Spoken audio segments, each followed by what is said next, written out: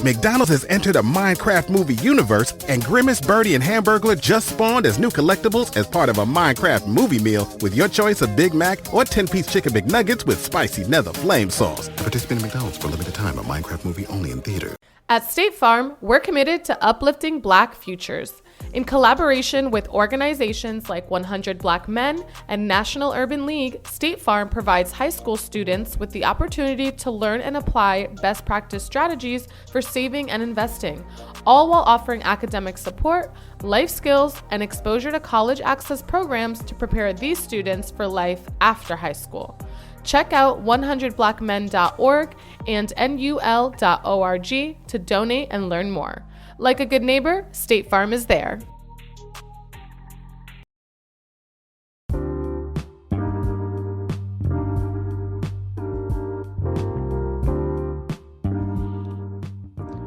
What's up, family? Your boy Dave with BWR here.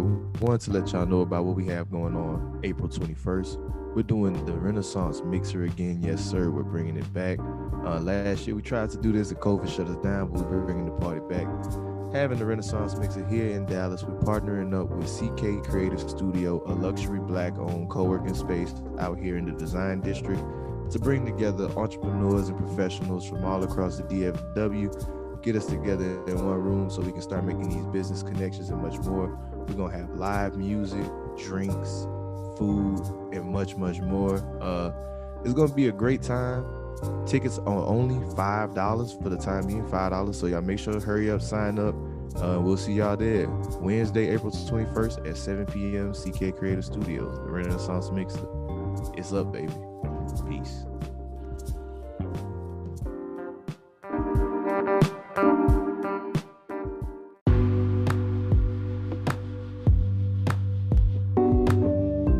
Have you been thinking about starting a podcast, but you don't know exactly where to get started?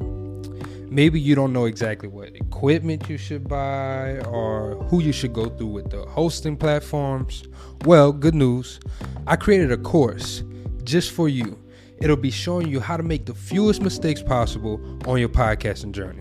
It's called the Podcaster's Playbook, and it's a total masterclass taught by me, showing you all the techniques and tricks that we use behind the scenes of the Black Wealth Renaissance podcast. Swipe up now, click the link in the show notes so you can purchase the Podcaster's Playbook. What's up, y'all? It's your boy David with Black Wealth Renaissance, and I'm here today to tell you guys about Anchor. If you haven't heard of Anchor, it's the best place to make a podcast. Anchor is a free app that has creation tools that allow you to record and edit your podcast straight from your phone. Anchor also distributes your podcast across all major platforms, including Apple Podcasts, Spotify, and many others. You can also make money on your podcast with Anchor with no minimum listenership. Anchor is everything you need to make a podcast in one place. So if you're looking to get started on your own podcast, download the free Anchor app or go to anchor.fm.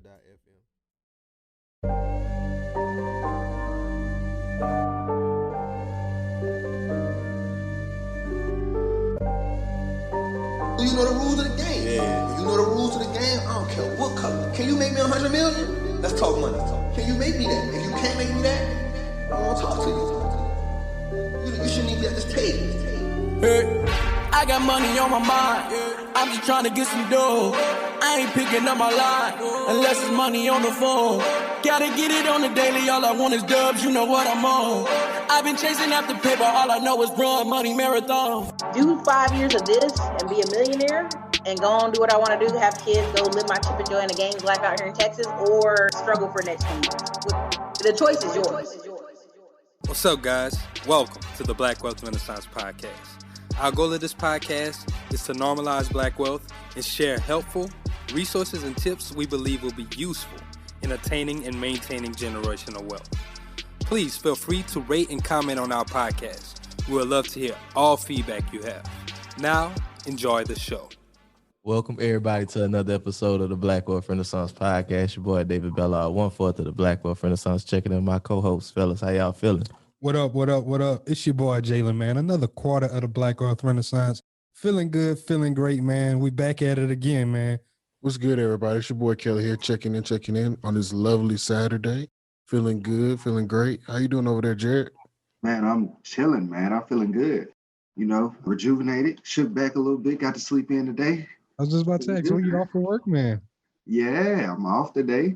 Doing pretty good. Got ranked pretty high for sales this past month, man. I'm excited. I'm feeling good. Hey, I'm ready man. to get into this podcast. Hey, man. Congratulations to you, my brother. Like you said, yeah, I'm ready to get in this podcast, man. We got a very, very special brother on this episode with us today. Yes, But before sir. I introduce our guest, I have to ask everybody real quick, can y'all please like, subscribe, rate to our channel, our podcast on whatever platform you on, leave a review. Yeah. That type of stuff helps us grow. We want to make sure we spread this information to as many people as possible. Now, with that being said, guys, to introduce my guest, man, there's so much to say about this brother. So he went from the prison yard to the yard in Harvard, ended up got a fellowship out of Harvard Law School. It then took his skills from being in the streets and started helping businesses, individuals, and everybody turn their problems into solutions with his transformational programs. My man is out here helping people recondition their life after they've been in the prison system with his Academy of Hope. I got to introduce my brother, Mr. Andre Norman. Andre, how you living, bro? Hit it. I don't wear side effects. It's a pleasure being here. I appreciate the invitation. Always willing to have time, man, and come share knowledge with the folks. Hey, thank you so much for being here. Yes, sir. So I'll let you take it. Yeah, man. We've been having a great conversation offset, man. And we'll really just get into it. I know David just kind of, glanced over your resume and stuff like that. But for the people who are not familiar with you, people who just tapping into our listenership and our podcast, can you just introduce them into Andre Norm and how you got started on your journey? Okay. Name's Andre Norman from Boston, Massachusetts. Grew up in poverty, as we would say, as people describe us. Dysfunction, craziness, public schools, failing out, couldn't read until the third grade, got into the streets, tried to buy the stuff that I wanted because my family couldn't afford it. And even though I started out, my first crime was stealing candy from the corner store. And it just kept going. To now I'm selling weed in the park, to now I'm in penitentiary with a ton of time. When I first get to the penitentiary, it was a reunion of all my friends from the dummy class, all my friends from the principal's office, all my friends from juvie. They were all there. And they were like, yo, Dre, what took you so long? We knew you were coming. So I got in with my homies day one. And I'm out on the bus. I used to hoop. So I'm out on the court hooping, having a good time. I'm with my friends. These are all my friends from elementary. These are all my friends from middle school and high school. These are my friends. So I'm in a good company of people. I'm just in the penitentiary. And for the first 6 years, I fell into that life. I wanted to be like them. I wanted to be ranked. I wanted status. I wanted respect. I wanted all the mythical stuff that we chase after. Then after I got it, I realized something. I'm the king of nowhere. I got all the status you can dream of. I've done all the stuff that you can think of. Now I'm the king of nowhere. And I realized that I didn't want to be the king of nowhere. So I came up with a plan that I wanted to be successful and not the king of nowhere. So I said, I need to go home, go to college. So I picked Harvard University as my destination. Taught myself to read, taught myself the law, went to anger management, went through all the stuff I had to go through, flipped one of my cases on appeal. And for the next 8 years, 20 hours a day, I worked on getting out of prison. And once I got out, November 15th, 99, I went from the prison to the parole office to a youth center. I did my first session with a bunch of young Black boys telling them why they were going to jail. And it was based on trauma, not based on circumstance. I started doing trauma-informed care 90 minutes after I got out. And I started working in the inner cities, doing programs, writing grants, and we raised about $25 million my first 4 years. We created the violence interrupter model, which are ex-offenders leading the movement. We created the Office of Faith-Based Community Initiatives that we signed into law with George Bush. We just started creating programs. I teamed up with a bunch of people from Harvard, and they had the technical skills. I had the lived experience, and we merged them.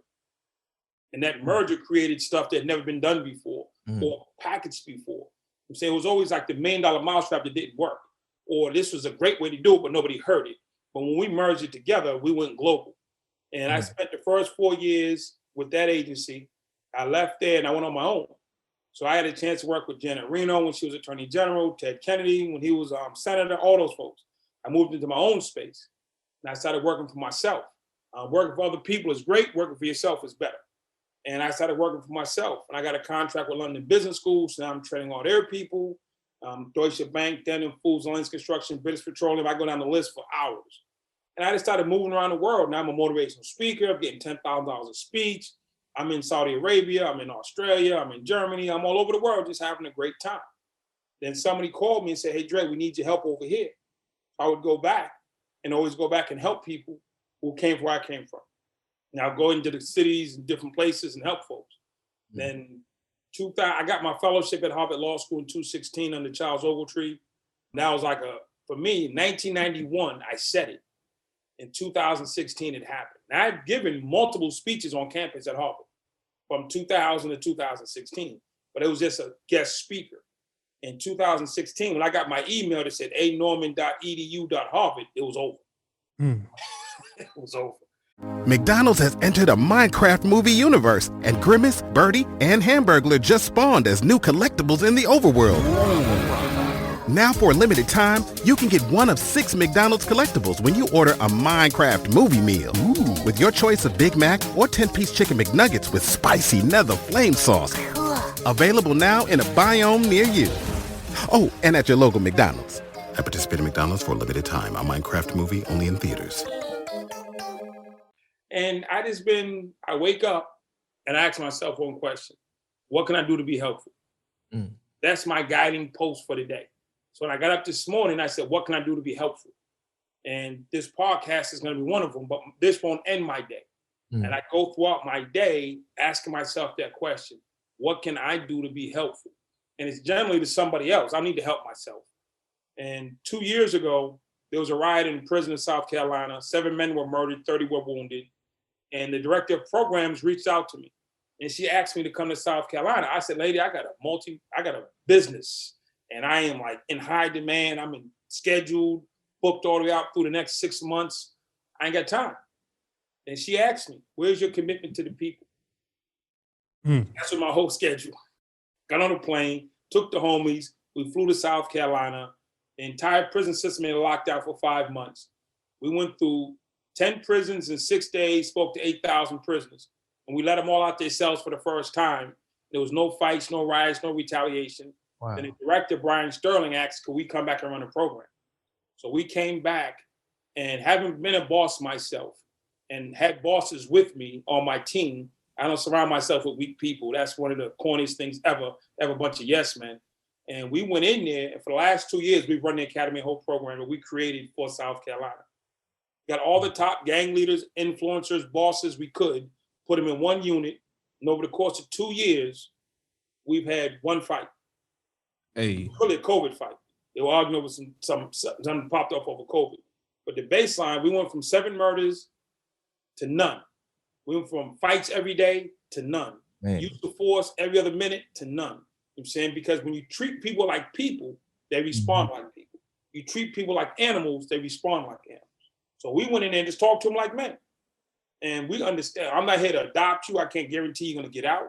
But I want to show you how you can be the greater version of yourself. And they accepted the challenge and they've risen to it. And 2 years in, they're going, I got a letter here on my desk someplace from the UN asking my guys to come to the UN and help them with, I got it here somewhere. I'll find it before we leave here and I'll show it to you.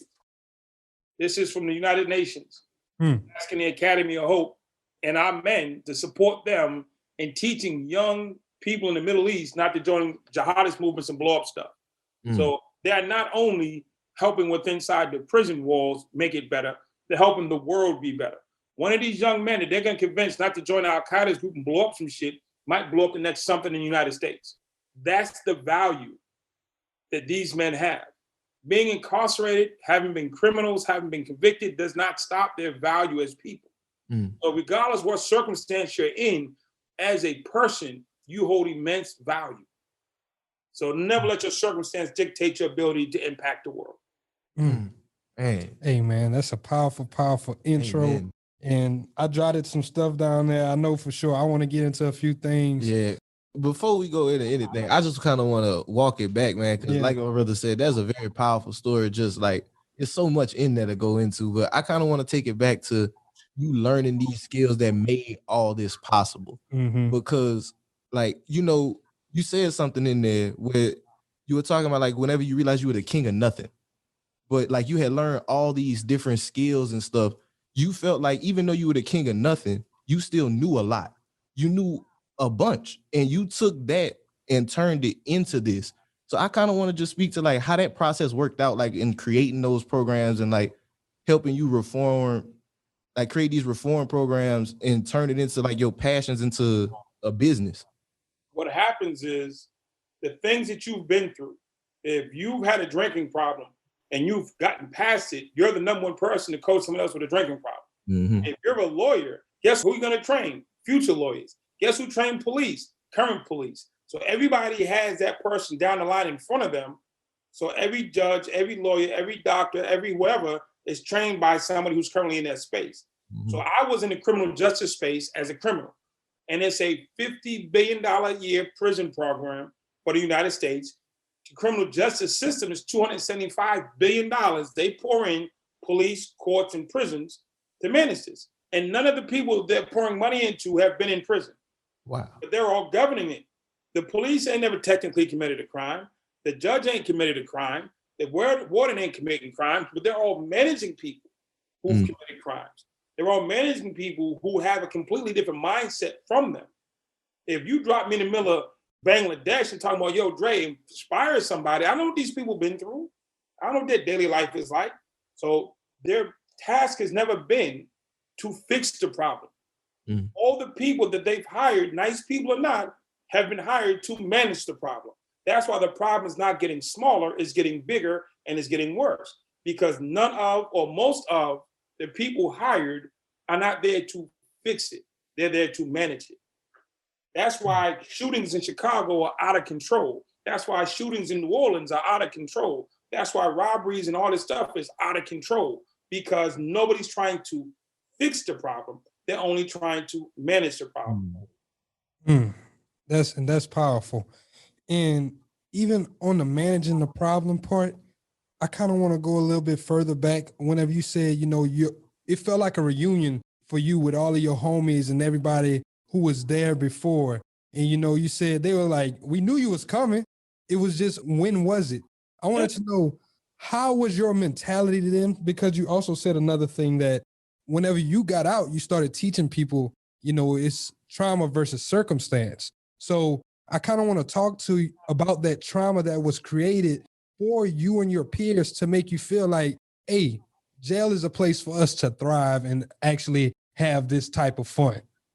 It's not so much a place to thrive. Wherever you put me, I'm going to be me.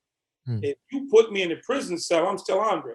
I still tell jokes. I used to rap. I used to dance. I used to hoop. So wherever you put me, you take LeBron James out of LA, stick him in Australia, he's going to find a basketball. Everybody's going to wonder why.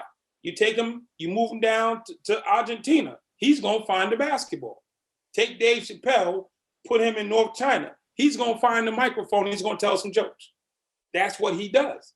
The environment doesn't change who you are internally. You can take Minister Farrakhan and put him anywhere, and he's going to speak truth to light.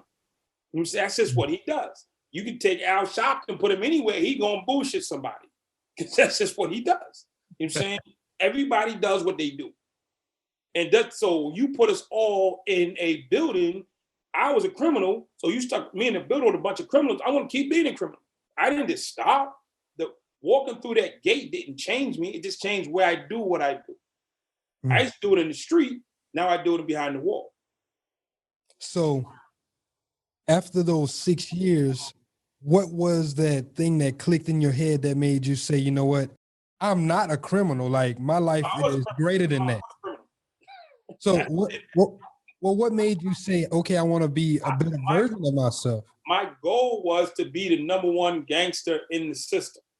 That was my goal.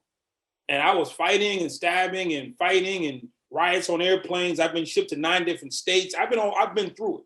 So I went from the state system, put me in the federal system, 9 different penitentiaries in the feds, sent me back to the state, caught some more cases. They put me in county jails. I've been over the map. I've been tortured, chained to beds, chained to floors, forced medicated. I done been there, done that. strapped up, knives in my hand, fighting, done, you name it and done it. Years in basement cells with no sunlight, locked in the cell. I've been left not fed for 4 days. I'm not crying. This is the life that I subscribed to. This is the life I signed up for. And it was all in quest to become that number one guy. But when I got to the threshold where I had the opportunity to, in theory, become this mythical number one guy, because it's all fake, but in my mind it's real, I saw it for what it was. It's like the Wizard of Oz. Dorothy and her team land in Oz and they're marching down the road. And they finally get to Oz, they pull the curtain back and they see it's all fake. But mind you, even though they saw it's all fake, everybody else in Oz is chill. Everybody in Oz is okay. There's nobody in Oz upset about being in Oz. They accepted it living in the middle of a fantasy. Dorothy thought that she can get to the end and get out of fantasy. Then she realized she couldn't. That wasn't the way. I'm in this fantasy world of masculinity and toughness and gangsterism, all this stuff that they gave us. When I got to my end of the road and I pulled the curtain back and it was my turn to jump into the wizard's chair, I saw it for what it was. It was all fake. Now, there's money attached, yes. There's status attached, yes. But it's a fake world, dude. We're locked in cages. We're kept without sunlight, away from our families, away from popularity. We have nothing. We're in complete control. And I said to myself, Dre, if you the boss, let yourself out of here. If you the boss, for real, let yourself out. That's what you truly want. And I got this little CO at 150 pounds that I bully every day. I got the other COs that I be bullying every day. I said, man, they go home every day though. Yeah, you chump him, disrespect him, make him do things, but he go home at the end of the day. So whatever I think of him is irrelevant. He gets to go home. So who's really the boss? I said, dude, if you the boss, let yourself out. And I'll say this to any dude in the penitentiary across the world, if you the boss, let yourself out. And when you can't do that one thing, then that tells you you're not truly the boss. You're just managing a space that they left you in. You don't really want to be in. You've convinced yourself, like the rest of the people in Oz, that I'm going to make the best of a bad situation. That's powerful.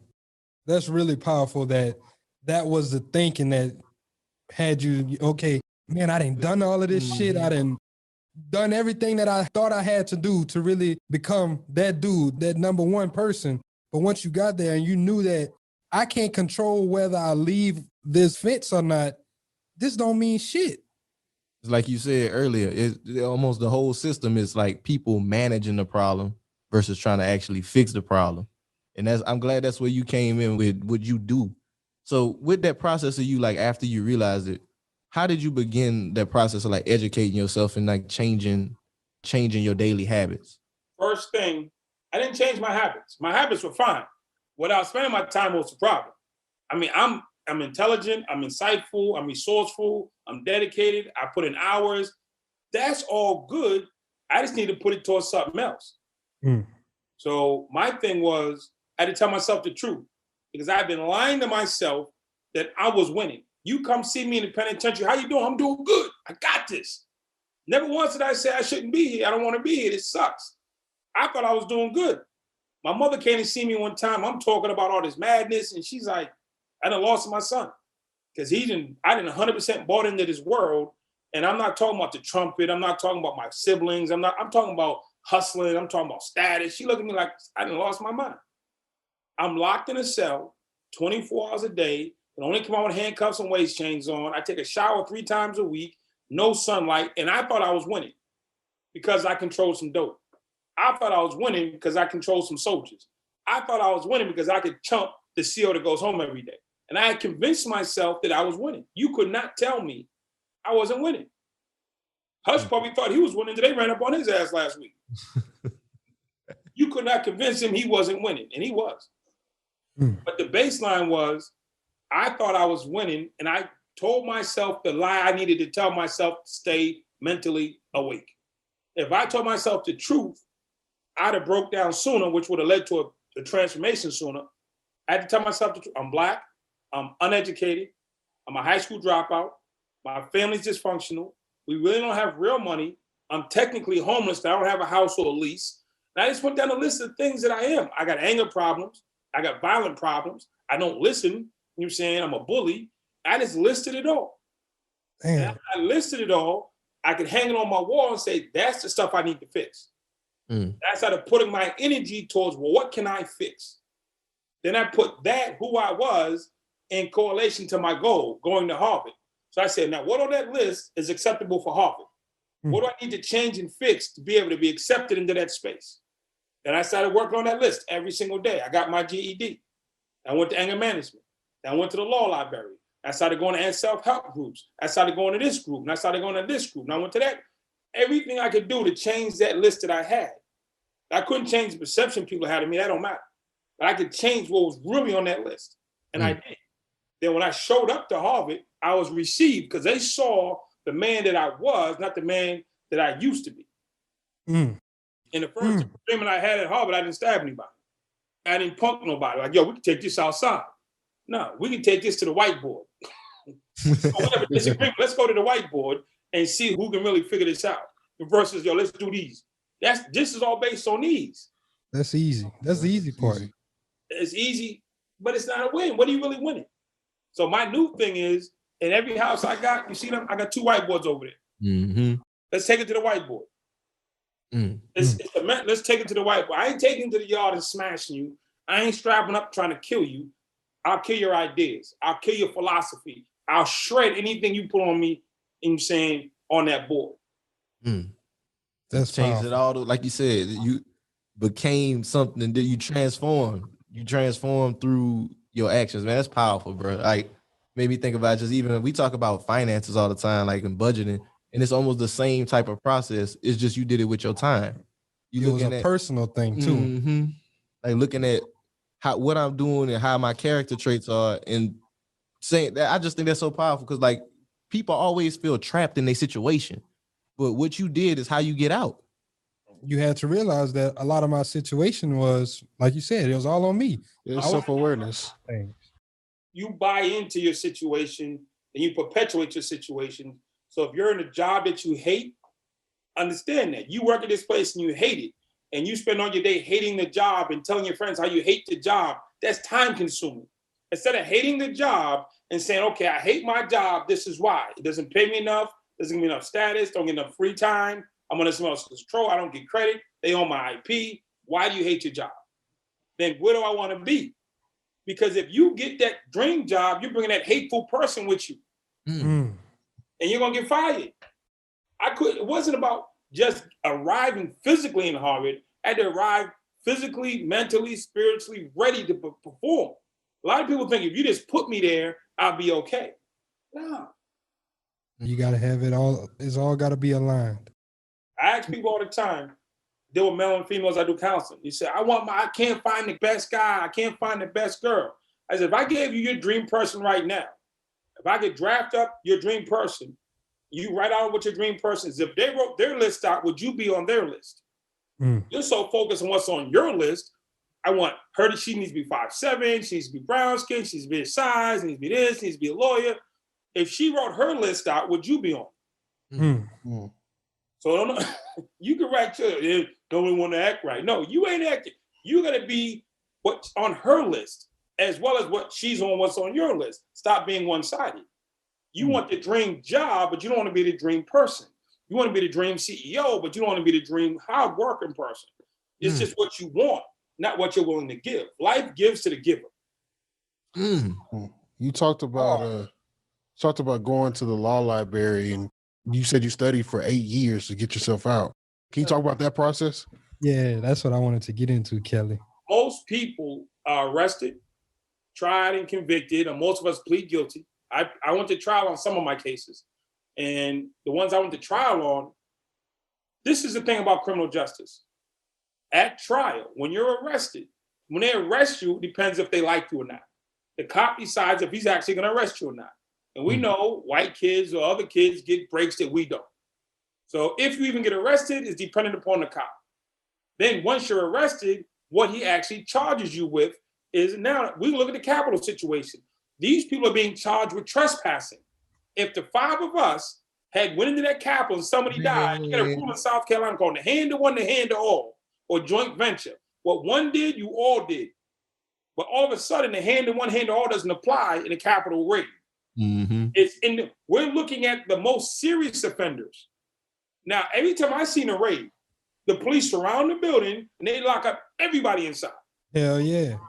So these people ran into the Capitol. By my understanding of the law that I experienced in my neighborhoods, when they come to that, the stormtroopers should have covered the back door, the front door, and every single person in that building, including the reporters, because you don't have the right to break into a house because you're doing news, should have been in handcuffs. Then you can sort the rest out later. You should not have to go look for anybody. This is simple. The law says whoever crosses the threshold of the Capitol is out of bounds, period. Once you cross through that door, if you was on the front steps, you're good. Once you cross through that threshold, you are officially trespassing, broken entering, or whatever you want to call it, and you are subject to whatever happens in there. You are part of the mob. What one does, they all do. But when it came to them, the law applied to them. Not one person I can think of was arrested in the building. Nope. They were all ushered back out. Now they're on TV looking for the more serious ones. Versus the law says whoever walked through that door is out of bounds. That's how they apply it to us. So who gets arrested is the first thing, if you get arrested. Then when you do get arrested, what do they charge you with? Everybody should be, now I'm not advocating, but by law, they should all be charged with felony murder. The NBA playoffs are here, and I'm getting my bets in on FanDuel. Talk to me, Chuck GPT. What do you know? All sorts of interesting stuff, even Charles Barkley's greatest fear. Hey, nobody needs to know that. New customers bet $5 and get $250 in bonus bets if you win. FanDuel, America's #1 sportsbook. 21 plus and present in Virginia. Must be first online real money wager. $5 deposit required. Bonus issued as non-withdrawable bonus bets that expire 7 days after receipt. Restrictions apply. See full terms at FanDuel.com/sportsbook. Gambling problem? Call 1-800-GAMBLER. Joint venture. You're getting trespassing, you're getting this. They're hand-picking cases for people. With us, everybody gets a RICO until somebody starts telling. How do you think they get people to tell? Charge everybody with $1 million years. If I knew as the front dude on the corner, I'm facing 6 months, I'm good. When you tell that little dude who ain't got nothing, he's gonna get 100 years, he starts telling. That's how that works. The boss is like, RICO, everybody's going down in smoke. So how they charge you is different. Now, once you get to court, this is the thing about court. It's not who did it, it's who can tell the best lie. Whoever can tell the best lie at trial wins. It's not about guilty, it's who can tell the best lie. Damn. And on appeal, it's not about did you do it, it's about did they tell the best lie and follow the rules. That's criminal justice. From the time on the corner, the cop that picks you up, to the district attorney that charges you, to the trial hearing, to appeal. It's never really about did you do it. It's about did they believe you did it? Can they prove that you did it? How many people have you seen in the last 5 years released from prison? Oh, you didn't do it 37 years later. Oop, you didn't do it 10 years later. Oops, you didn't do it. So that means at trial, they knew that shit.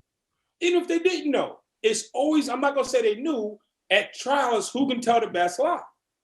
Because if you got 100 people released in the last 5 years who didn't do it, then evidently you got that shit wrong at trial, but you still convinced them. So whoever can tell the best lie at trial wins. Then when you get to appeal, the question is, did you tell the lie properly? Did you follow the procedures properly to tell the best lie? And oftentimes, a district attorney or a judge or DA or cop or somebody will do something human, which is called make a mistake. The question is, can you find the mistake that human made in your scenario? Did they not show your picture right? Did they not do this? Did they not do that? Did they not do this? They look for that. OJ, who can tell the best lie? The glove don't fit, you must acquit. Who can tell the best lie? So how about did you do it? How did you apply that to your scenario, my brother? I went to court on mine, and my case was overturned based on double jeopardy because I did my crime. I was charged with armed carjacking.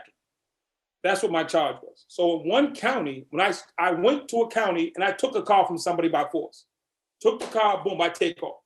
I get arrested in another county days later. When they catch me in the other county, they charged me with possession of a stolen car, because that's all I got to them. When they sent my picture to where the car came from, they said, oh my God, he took the car by force with a gun. So they charged me with armed robbery. So in one county is armed robbery, one county is loss of a motor vehicle, but I stole the same object. So I was going back and forth for both. I pled guilty to the lesser one because my girl was in the car. So I took the guilty so she could walk. It was nothing. Then I got found guilty at trial later. So on appeal, they said you convicted him twice for stealing the same object. So the second case got thrown out. Now, mind you, I went to my lawyer, as naive as I was, as illiterate as I was, I had 2 pieces of paper. I went to my lawyer, I said, yo, lawyer, this one says I stole a 1985 Honda. This one says I did an armed robbery and I stole a 1985 Honda. Is this double jeopardy? And he told me no. What? He told me no. Oh, So wow. I ain't say nothing. Fast forward, when I went up on appeal, guess what it was? Double jeopardy. That lawyer, when I was home like 4 years ago, he sent me an email, reached out, yo, Dre, I want to apologize to you. I know I did you dirty. Come on. That was basics. That was basics. My lawyer should have said, let's plead guilty in the lower court. He should have went to trial court and said, you got no jurisdiction. Now I would have walked out with a 6-month probation. I should have walked out with 6 months probation. But my lawyer was like, nah, my lawyer. But the key word is he's a public defender. They don't see us as the public. They figure that you're the criminal and they're protecting you from the public. They're protecting the public from you. My lawyer, I showed it to him, 2 pieces of paper. It said armed robbery, it said loss. And I said, dude, is this double jeopardy? He looked me right in my face and said no. Yes. That's crazy. Wow. So it took you 8 years to find the mistakes that the human made. I found a mistake when I was in the county. When I got to the prison system, I didn't go to the law library. I went to the yard. I went to the weight pile. I went to the track. I started teaming up. I'm bidding. There's so many people who go to court because we're not academics. We're not really educational inclined. They go down and sit down and have the discipline of reading law books for hours and hours and hours just isn't built into us. So I'm not an avid reader. I'm not an avid student. So now you want me to sit in this law library and read all this crazy wording on stuff that I don't understand. So I'm just going to go to yard and hang out with my fellas. But when I turned my attitude around, I realized to get out of jail, I need to sit there. And by then I had sat like 3 years in solitary, so I learned how to sit still. So it's low key a blessing and a curse that mistake happened, because do you think that if you would have got out in those 6 months, you'd have probably been doing the same shit and wound up? If I'd been on the street during the crack era, I'd have either been dead, I'd have got 100 years of being a crack kingpin or killing somebody for being a crack kingpin or something. And had I stayed out, I hadn't changed from who I was or what I was doing. I would have kept doing the same thing. So there's no question, had I been released earlier or not sent at that time, I was on that track. And those of us who are in the streets, we just keep catching cases until they give us that bid. You go ask anybody, they catch this case, they go right back out, this case, go right back out, this case, go right back out. Until something changes, you will do the same thing. So I would have undoubtedly done the same thing. Man, Andre, man, you got me thinking about a lot with this, man. So with this, after you got out of your situation, you were able to get out of your own situation through your studies. When did you get into the raising the? I remember you mentioned you raised $25 million for a program with Harvard. When we came home, I came home in 1999. About 4 months later, I got hired by a nonprofit, and the nonprofit was they did gang stuff, but I was like a top gang leader, so I could actually bridge arguments and mediate problems that other people couldn't. And I had access to people behind the walls who trusted and respected me, so I could actually mediate stuff in a way that other people couldn't. Then when I got my staff together, I got 15 real dudes. And I know make-believe porch monkey, I'm saying this, yes, sir. I got real dudes. I went around the city and got bosses, more parts, and said, yo, this is what we're going to do. And we're going to hold this down. Now, we didn't do it for the money, but I understand money. There's $275 billion being spent for this issue. The police department, believe it or not, gets the majority of the money for youth programs. The same person who's in charge of locking you up is in charge of getting the money for the youth programs. Because what happens is when money comes into the city, here's $100 million, mayor, who in your staff, who in your divisions handle you? The police department. Mm-hmm. That's when, so you send them the $100 million. You don't send it to the boys club, the YMCA, the nonprofits, the mom on the corner who's helping people out. As the mayor, when you get $100 million or $20 million or $50 million or $20, who in your sphere handles you? The police department. So you shift it to them. So now you have the same entity who's trying to lock you up, trying to help you. And I'm not saying it's impossible, but it's really challenging. Mm-hmm. It's extremely challenging. So as a government agency, you're being tasked to go with your people. So when we came, we said, oh, we got a whole nother platform. Your people aren't the people. We're the people. So the question is, I ask people, do you want to manage the problem or do you want to fix the problem? And I ask them all the time, especially white folks, if Al-Qaeda group kidnapped you and held you hostage in the Middle East someplace in a basement, how many years would you need to be in captivity before you trusted them? They said never. I said, so when do you think criminals are going to start trusting you? Message. So it's not even about right or wrong. If Al-Qaeda believes that they caught you justly and that you're violating their whatever, how many years in captivity before you start trusting Al-Qaeda? Never. So how many years in captivity before we start trusting the people who held us hostage? Never. Not. And that's where we are. So you can't fix the problem. Because you're causing the problem. There's no trust. And I kind of want to talk to that now.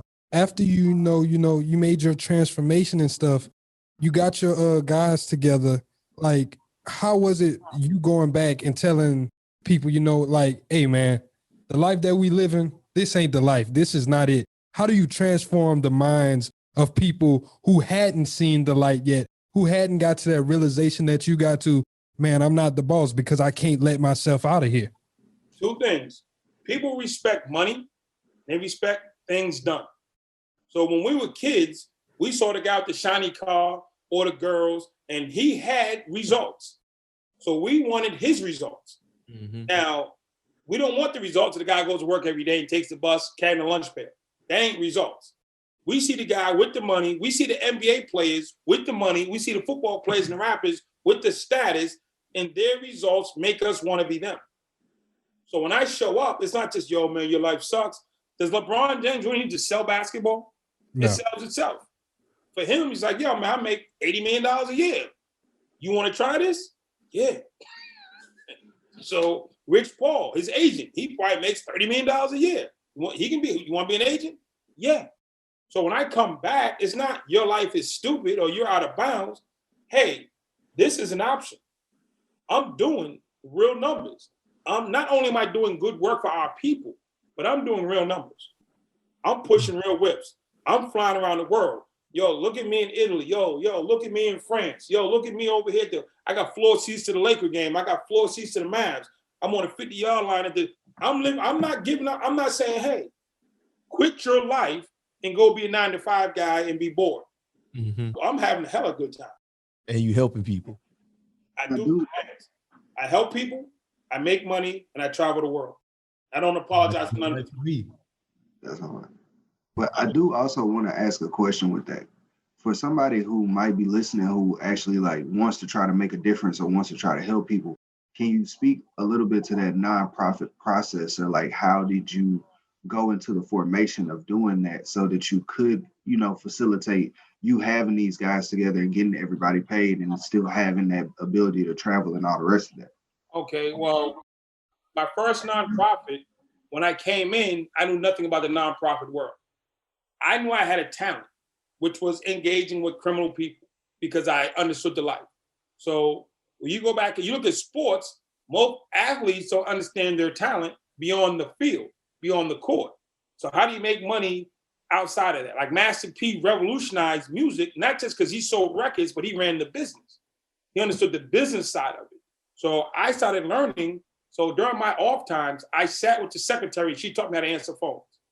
I sat with the accountant. He taught me accounts payable, accounts receivable.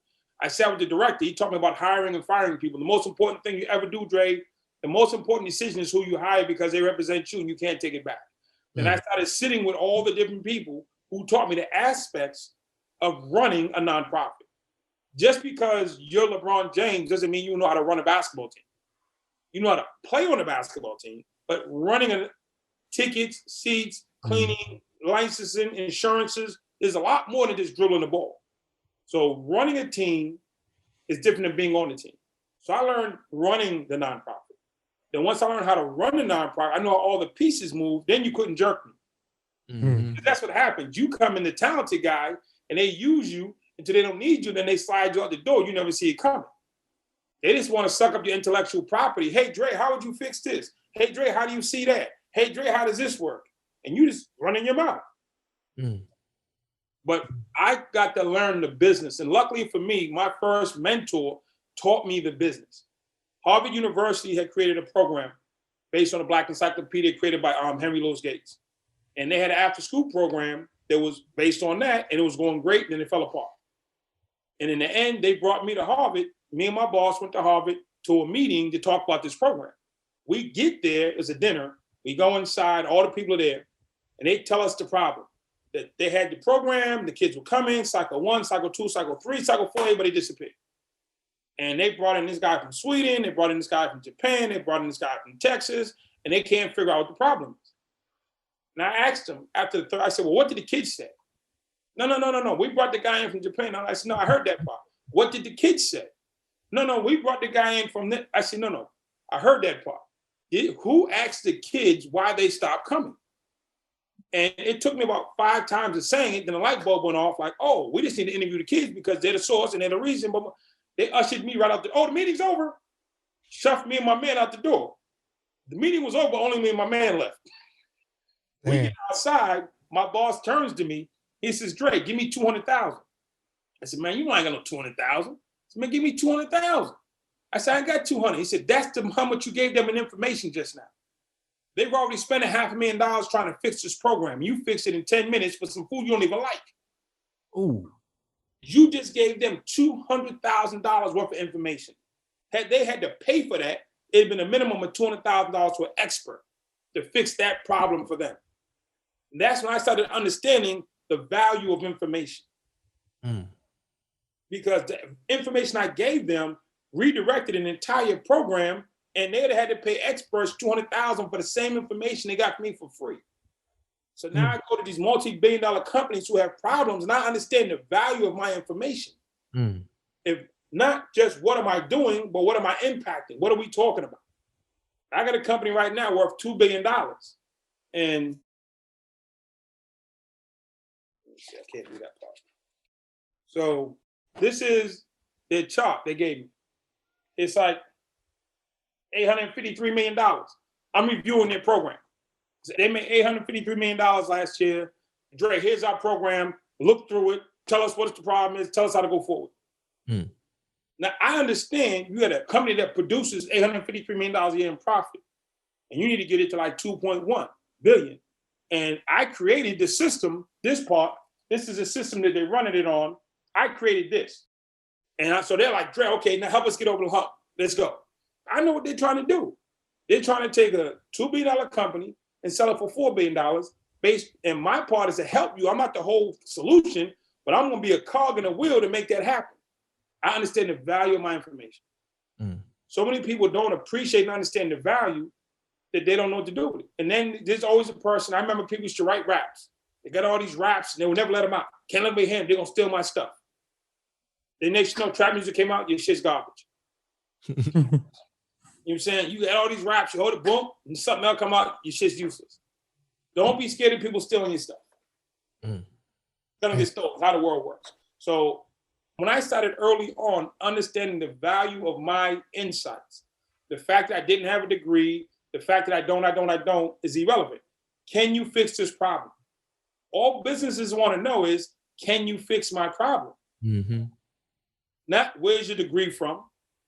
You can get a guy from Harvard who can't fix it. You can get a guy from community college who can. Who do you hire? The guy that can. I'm the guy who can. That's what I'm not diminishing education or degrees. I'm just saying people want the person who can fix it. Now, if it's a guy who can fix it from Harvard, the guy who can fix it from community college, you take the Harvard guy. Simple like that. Yeah. Like with that, so to a person who might have the skill set, but they don't have the proof behind them that I can fix it? How do you go about showing, hey, I'm the best guy for this candidate for this position. I just don't have it behind my name. What you have to do is get some. My coach, Kendall Flickner, I used to work with Kendall. He said, get small wins. So you might not start off with a $2 billion company, but you have $2 billion concepts. You might have to start off with a smaller company. You have to start off with a company such as yours, like y'all trying to get off the ground right now. So I might say, okay, I want to be a manager. I want to be a whatever. I would come to you and say, listen, I'm going to do this work for you and take your podcast and help you become here with it.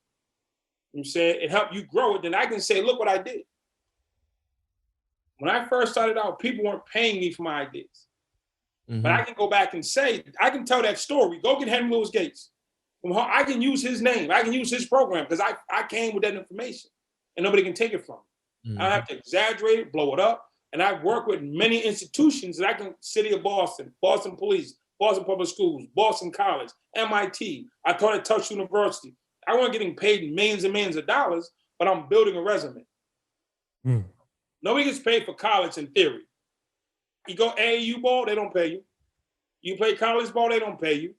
You don't get paid to get, and that's your resume for when you get to the league. Got to put that sweat equity in. If you believe you have the concepts and the insights and the structure and the systems and the mindset, then you have to go find some places that you can prove that your systems work. So the state of South Carolina just hired me and extended my contract. I've been there for 2 years. They extended it for another year. Not because I got a good story, my shit works. And yeah, this is for Academy of Hope, correct? Academy of Hope just got extended as my 3rd year in South Carolina. Can we speak just a little bit more about Academy of Hope for the people? Because man, that's a dope program. Like I love everything you're doing right now, man. It's like you're really helping transform not only like businesses. I guess even before going into that, I do have a question for you. So do you feel like the knowledge and skill set, your unique skill set from your background play into the reason that some of your solutions and systems work for like these billion-dollar corporations? This is where I got my solution system from. I'm in solitary confinement. Now, I believe if you're good at creating plans, you're good at creating plans. If I was a musician, I learned how to play trumpet in jail. I was just gifted. I just didn't figure it out till I got to jail. So it's not where you learn it, it's that you learn it. So I'm in prison. I'm in solitary confinement, 24 hours a day, 7 days a week in the basement. There was a guy next door to me named Junior Chung. Junior Chung was doing a double life sentence. He was heavily medicated because he had like emotional outbursts, like he'd hurt people. So he was by law mandated to take medicine. And if he didn't take it, they'd force medicate him. He had to take his meds to keep him calm. And I'm sitting next door to Junior and I'm in the cell 24 hours a day with nothing. I get a newspaper. First, I read the paper, I read the sports, then read the Bang News. I got to the point I read the whole paper 5 times. Then I started going through the paper and said, okay, because I'm down here for the next 2.5 years. I'm not going anywhere. I got to the point where I would read the newspaper and I'd see a problem. Such and such in the south side of Boston is messed up, or this is messed up. I said, well, how would I solve that? I just took the newspaper, which I might have for 3 weeks at a time, because that's all I would get. I get hold of a newspaper, and I got to the point I started solving the problems in the newspaper. And I'd solve the problem, then I'd run it by Junior Chung. When I could explain it to Junior, and he could understand it and have a conversation with me and articulate it back, I knew I had a win. Stop trying to run your problems by smart people. They're going to get it instantly. If you run the problem, I get it. I do deep thinking, so I can fill in the blanks. I got a dude who's on psych meds. When he can get it, I got to win. That's powerful, though. So I started running Junior would talk as long as he was lucid, and I'd run my stuff by him. And when he got stuck on something, then I'd change it until he could just get it. And I knew I had a winner. And I decided that's how I spend most of my time talking to Junior. And he would just, yeah. We go deep on the subject matter, but I started with the newspaper, solving problems in the newspaper around the city. Started where you at with what you had. That's all I had. I might get a newspaper, might have it for 3 weeks before I get the next one.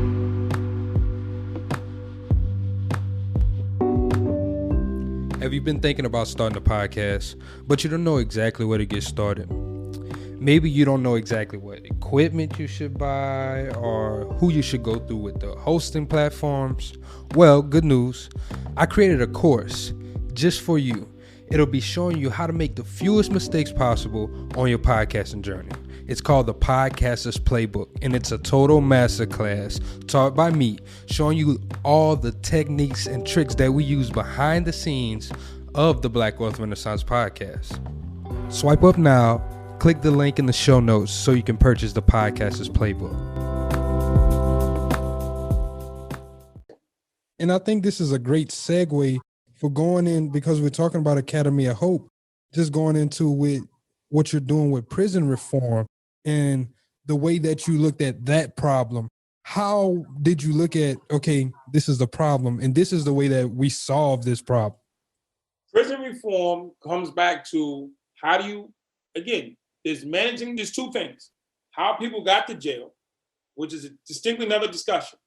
Then there's people who are in jail that needs help on how to not come back. So I'm focusing in right now, most people can't separate the two. They get stuck. They merge them and they'll never get anywhere because it's like church. I work with churches. There's saving souls and there's making money. Got to separate the conversations. When you merge them, it goes back. So in prison, there's why they came. Then it's helping them go home better. So when I get into helping them go home better part, I'm not dealing with the why they came. So let's help them go home better. Is step one, separating the emotional part from the technical part. And then having sat in these cells, I know what it's like to be in prison. I know what it's like to be left out, to be feeling less than. I know all the emotions that go with being in prison. And if I asked you, what do you think the most important part of the day is in prison? The most emotionally draining and the most important part of the day is? Going on the yard? Going on, that's yours. I got 3 more coming. Mine would probably be like whenever they lock the cells, whenever you can't. I see one more person. I got 2 out of 3. Come on. I guess would be the morning, just waking up and just being like, damn, I'm still here. The most depressing or emotional part of the day is mail call. When that man, the CO comes down the hallway and he comes on every range who has a whole basket full of mail. When he walks by your cell and he does not stop, what that says is nobody in the world is thinking about you today. Damn. You don't matter. To the world, you don't matter. And you're sitting in your cell. I don't care if you got a big TV, small TV, 100 pairs of sneakers, knives, guns, and the rest. He just walked by you, and him not stopping signifies that the world says you don't matter. And that hurts. And that's 6 days a week. You keep getting punched in the stomach saying the world says you don't matter. Yeah, you tough in here, Mom. You tough guy in here, but nobody in the world cares about you enough to sit down and send you a letter, a card, anything. And it's emotionally hurtful to have him walk by and not stop. And sometimes he'll walk by and pause, and he know he ain't got no damn mail. He'll look up, not my fault, keep going. Oh, damn, that's some whole shit. You just want to just choke him, but you can't because it's you. So whoever you think you've made yourself into, you're not. The world said that you don't matter. Damn. And that hurts.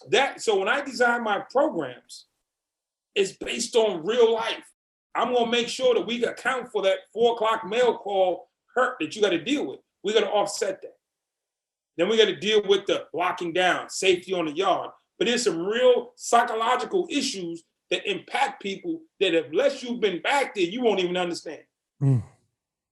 So can you speak to a little bit more of those that we wouldn't understand? I know you said one of them is mail call, and I'm just asking because we might have a listener who might be going through a situation and they somehow listening to this podcast in jail. Well, they can't write themselves a letter. That don't work. So if you have a loved one in jail, wearing the technology, mail was huge in the 80s and 90s before internet. Now everybody emails and texts and Zooms and whatever they do. So there's probably even less mail coming inside there. Because it's such a thing. Everybody wrote letters of some sort or some fashion, your bills. You got to go mail your check in for the light bill, mail a thing for the cable. Now everything's right here. Everything's right here. So who buys stamps anymore? Not really nobody. They always ask me at the post office, be like, what I need that for? Exactly. So people in jail, you have to actually buy stamps, buy envelopes, and then mail it in. Damn. That's a lot. Where it was a daily part of your occurrence back in the days, it was just part of the day. You went to the mailbox a couple times a week.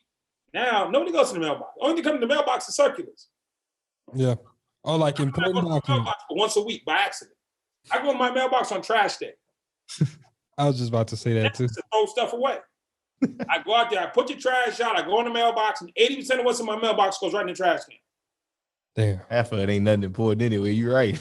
Shit. So if you have a loved one in jail and you try to encourage and inspire them to do and be better, those letters matter. Those letters, I used to get letters, I put it on my bed, I look at it, I look at the stamp. I mean, you're in your cell, it's like an ordeal, man. It's like, yo, somebody, and it wasn't just rip it open and read it. It was like, you had to appreciate it. Mm-hmm. So it was like this whole big thing. It's like Christmas time. And you think you got the gift that you want. You just want to look at it first. And that's serious. So there's that. This episode is brought to you by Shopify. Upgrade your business with Shopify, home of the #1 checkout on the planet. Shop Pay boosts conversions up to 50%, meaning fewer carts going abandoned and more sales going cha-ching. So if you're into growing your business, get a commerce platform that's ready to sell wherever your customers are. Visit shopify.com to upgrade your selling today. Then there's holidays. Then there's people's birthdays. I'm saying it's things that are happening in the world that you can't be a part of. I got nieces and nephews. I'm not an uncle. I'm the guy in the picture on the wall. So when I talk to my nieces and nephews, I have no validity in my conversation because I'm not there. I haven't been there since they've been born. So dealing with that, the loss, I'm saying the not being able to be there, you have to tell yourself, well, they're better off without me. And that's a whole psychological trip you're taking yourself on that is not good. It's not healthy. So the things that happen in the average person in jail lives in fear. There's only so many bosses. Mm-hmm. I don't care what you say. There's only so many bosses, and whoever's not a boss or a top soldier is living in fear of those people. So every day you wake up, are they going to rob me? Are they going to rape me? Are they going to beat me? Are they going to bully me? Are they going to take my stuff? To live like that for 10 years is hurtful and damaging. For 10 years, okay, you're not a boss, you're not in the gang, but the gang might rob you, rape you, beat you, stomp you, whatever. So every day you're wondering, is today my day? Is today my day? Is today my day? That's a tough way to do 10 years. Wondering, is today your day? That does something to your psyche, to your spirit, to your person. Nothing happens to you, per se. You get out, but you lived under extreme stress and fear for 10 years. Now that's ingrained into you. Yeah, now you're trying to bounce back. But for 10 years, you woke up every day, fear for your life and for your safety. And now, and on top of that, when you come back, the world completely different. And now you're living in fear then. You walk out, everybody says, oh my God, you survived 10 years in the max. You're the man. You're not going to tell them, no, I was scared to death for 10 years. Nobody's going to tell them that. Oh, I'm one of the guys that got raped for 10 years. I'm one of the guys that got bullied for 10 years. Everybody walks out with this blanket of you're a tough guy now because you did 10 years in prison. And that's not the truth. It's not. 90% of people live in fear. 90.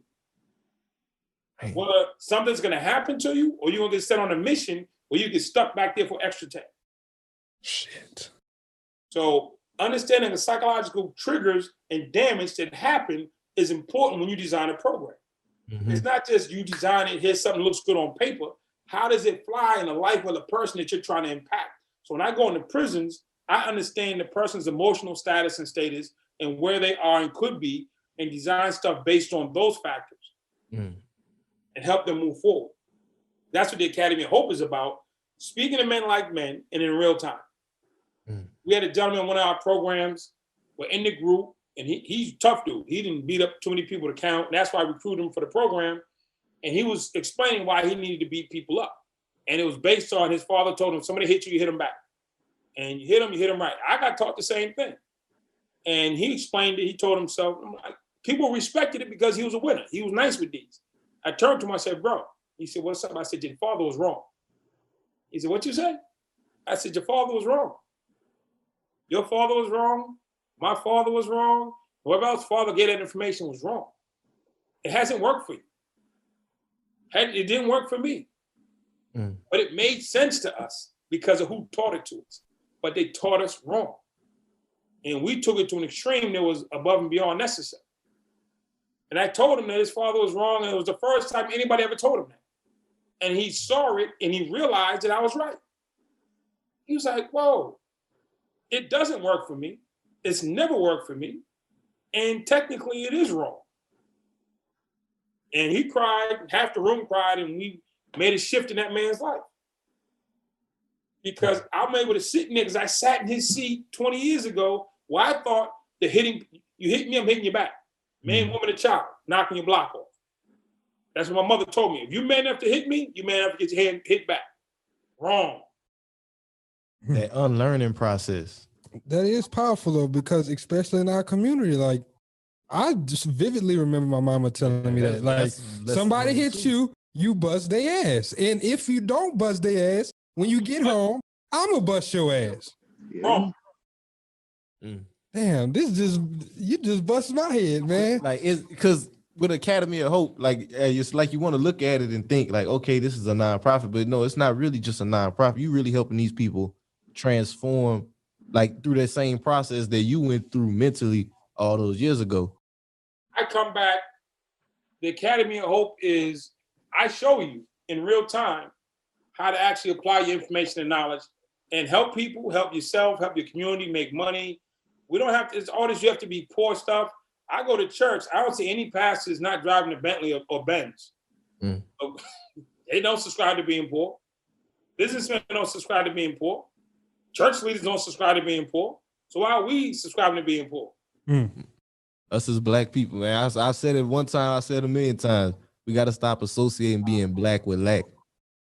Yeah. So for folks who, now, the program Academy of Hope has the capacity to help people change.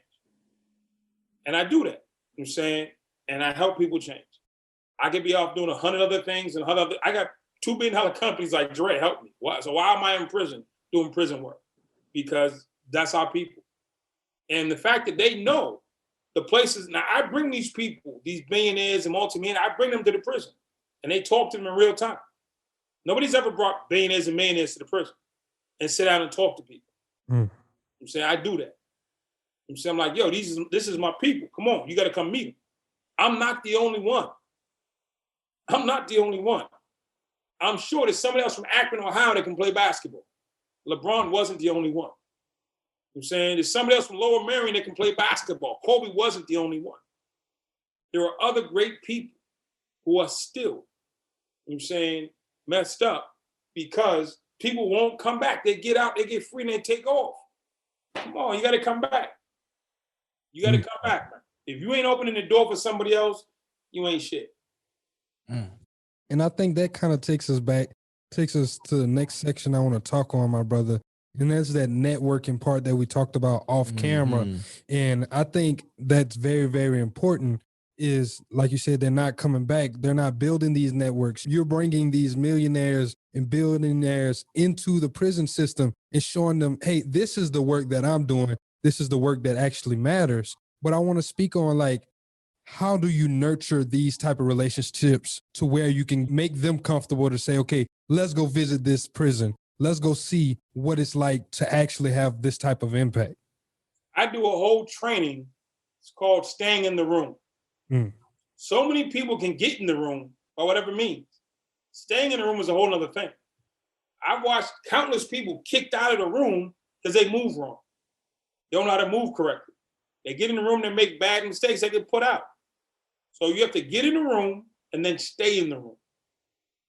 Like right now, Kyrie Irving's on the verge of getting put out of the room. That's a fact. Dennis Rodman, 3-time NBA champion in a row, got put out of the room. How you go from 3 back-to-back, 3 titles in a row and can't get a job? Nowhere. Carmelo got put out of the room. Telling me Carmelo's not even in the top 300 players in the NBA a year and a half ago? He got in a room, didn't mess with the people, they put his ass out the room. Then he had to go humble up and come back. Love Carmelo, love Dennis Rodman, love AI, but they all got put out of the room because they didn't know how to move when your talent doesn't oversee your problems, they'll put you out. So my thing is, when you meet people, whether they're millionaires, billionaires, or regular folks, you have to establish trust first. Don't always think business, business, business, business. You know what I'm saying? Nobody's doing business with a stranger. You have to establish trust. Because if I'm this multi-millionaire, why am I taking a chance on you? So you need to come in, and in the time and the spaces that we're together, establish that you're a trustworthy person. And remember this, life gives to the giver, not the ass kisser. Hold on, my brother. Message. Life gives to the giver, not the ass kisser. Give sincerity, give from your heart, give and mean it. And everybody's always looking at you. And when you pop up, and they're gonna say, okay, well, why should I rock with you? So would you want me to mentor you? I do business across 7 countries and 7 states and whatever. Would you want me to mentor you? Say, yeah. And I had a situation in Charlotte. I spoke at a high school, all these kids in the auditorium, black kids, and one kid came out the stands. He just ran out the stands crying. You are me. My life and your life is exactly my mom, dad, sister, brother, exact word for word.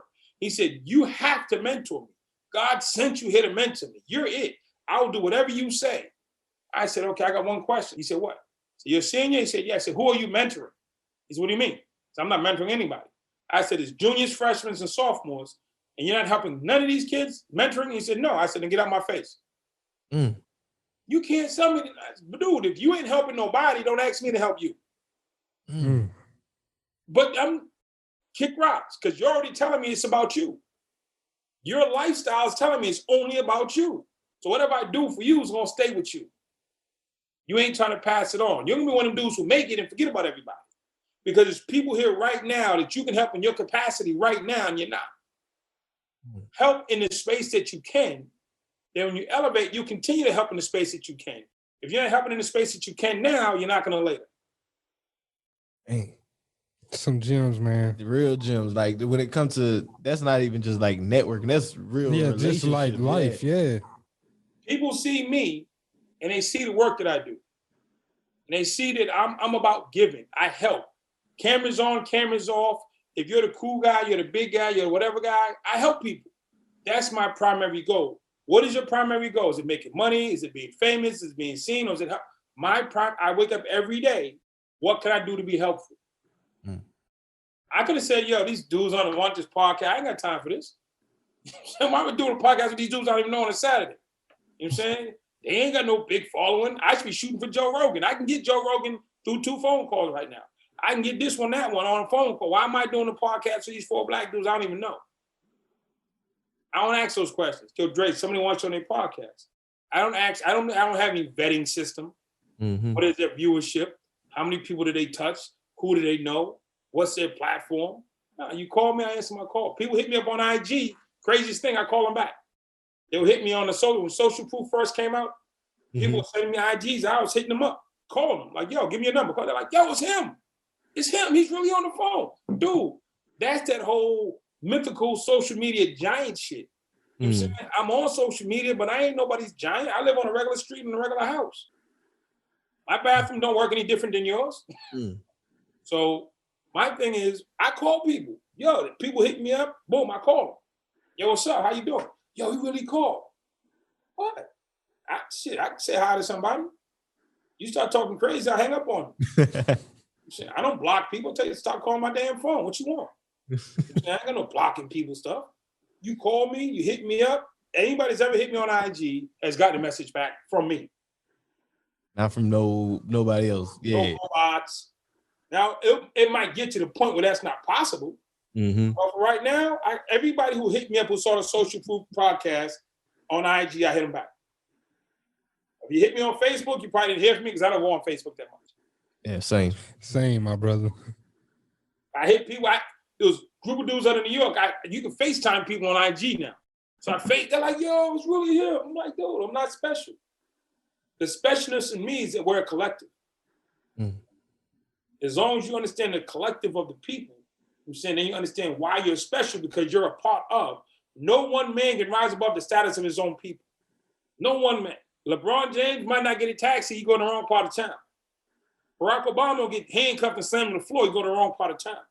There's been too many cases of police beat up and shot because they was in the wrong part of town without their uniform on. No one person can rise above the status of their people collective, which is what allows us to be victimized no matter who we are, and also allows white folks to move forward in spaces and places no matter based on who they are. We couldn't have run in the Capitol like that 300 deep. Nah. I saw that. I said, I'd have been there. I'd have been the hell up out of there. I'd have been running. Yo, Drake, nah. Once they bridge that, yeah. Once they hit the barricades, I'm out. Yeah. I'm gone. Never could we have 3,000 deep descended on the Capitol. We came to D.C. last summer and met an Army brigade. Black Lives Matter. I didn't go personally. Black folks went to D.C. last summer protesting George Floyd. Police everything. This is what they said about the white people that came to D.C. We didn't believe there was a threat. We didn't believe they would do something like that. Because you generally believe people, the best of people that you understand. Mm. So it's not that they don't believe in us, they don't understand us to believe in us. So they trusted their own. If my son was coming to my house, I wouldn't blink. My son said, hey, Dad, I'm coming over. All right, cool. I'm not got a metal detector out front. That's family. But let some three people I don't know tomorrow they coming by. I'm putting shit away. I'm saying moving stuff out the way. I'm making sure stuff is straight because I don't know you. I don't trust you. I don't have a relationship with you. So what happens is it's not even racism at one level. It's like they feel comfortable with their own people. They don't feel comfortable with us. So just accept it. I got tons of white friends. The best man at my wedding was a white guy. My number one mentor is an Orthodox Jewish rabbi who's white. I have zero problem with white, but I understand there are just some people who don't have relationships. Mm-hmm. And based on those relationships, they're going to move on what they think and what they see on TV. Doesn't make it right. Man. So we have to get to a place of, man, white folks don't get us. They don't understand. You tell me what's happening in Bangladesh right now. You tell me what's happening in South Korea right now that you really care. You don't. You could care less about South Korea, Bangladesh, Thailand, Mexico, anything else, but you want us, everybody to care about us. Mm. You don't care about no other entity that's suffering, but you want people to care about us who's suffering. Because we only recognize and relate to our own collective. Right. So when I say I respect the Native Americans from this country who really got it bad, the indigenous in Australia who are struggling, the people who are on sides of mountains in Kurdistan who are struggling, the people in Bangladesh and these third world countries who are being sold into prostitution by their parents. You know what I'm saying? So I'm like, I'm not fixing it, but do you care beyond yourselves? Mm. Because your argument is shallow and hollow when it's all about us. Hey, Andre, man, you touched on them third world countries. You just made me think about it. Like, were you helping solve problems for people in those places? How has that been for you? Like we talked about it off camera, the crisis management part of what you do. Like, how do you help out in those types of countries, in those situations? Tú sabes, mi hermano, te tienen problemas todo el mundo. No somete aquí en Estados Unidos. Tú sabes, so hey, porque yo voy a Guatemala con Honduras, España. Yo necesito ayuda a personas pobres, personas no tienen comida, necesito escuela. ¿Entendiste? Muchas personas mafiosos matan para nada. Porque dice, Andrés, tú tienes muchos esposos, muchos amigos grandes. Yo necesito ayuda aquí. So yo voy. Yo no necesito pagar a mí nada. Yo trabajo para Dios solamente. Porque yo quiero toda persona viva. Bueno. Look at the Spanish on this, dog. I'm not going. So what happens I is, get why he's doing it though, to let everybody know. You got to be able to speak the language. You got to be able to fit in that environment, get in the room, but stay in that room. If he was just another black nigga off the street, yo, what'd you say? What does poor K mean? Like, he wouldn't be able to. There's no value there. Mm-hmm. So what happens is, when I start talking, like, what's he doing? I'm global. You know what global means? Multilingual. Either be super rich or multilingual, or both. Mm. So when I go to countries, I'm able to communicate with presidents and prime ministers and people on the ground in their language and help them with their problems. And I have used interpreters, but in most cases, I speak myself. I'll teach myself that language. I'm committed to helping those people I need to be at least committed to speaking their language. If I'm not committed to speaking their language, I'm not committed to helping them. Because you're not trying to understand them. I'm just passing through to get a check. I'm managing the problem. You can't fix a problem you don't speak the language. Damn. And man, you just bust your head with that, man. He got me. I'm over here like I keep thinking because like we talked about this whole global piece, and now I kind of want to even go back. I feel bad on it because I want to go back to the prison reform thing here. And it's like, damn, that's just getting back centric and not like kind of shrinking the conversation again. But I think I'm gonna ask. I need people on your podcast to think beyond their cities, their states, their regions, and think global. When I'm in Sweden, the average person speaks 5 languages because they have to. I'm saying here we can get away with 1 because we're the central world order space and whatever you want to call it.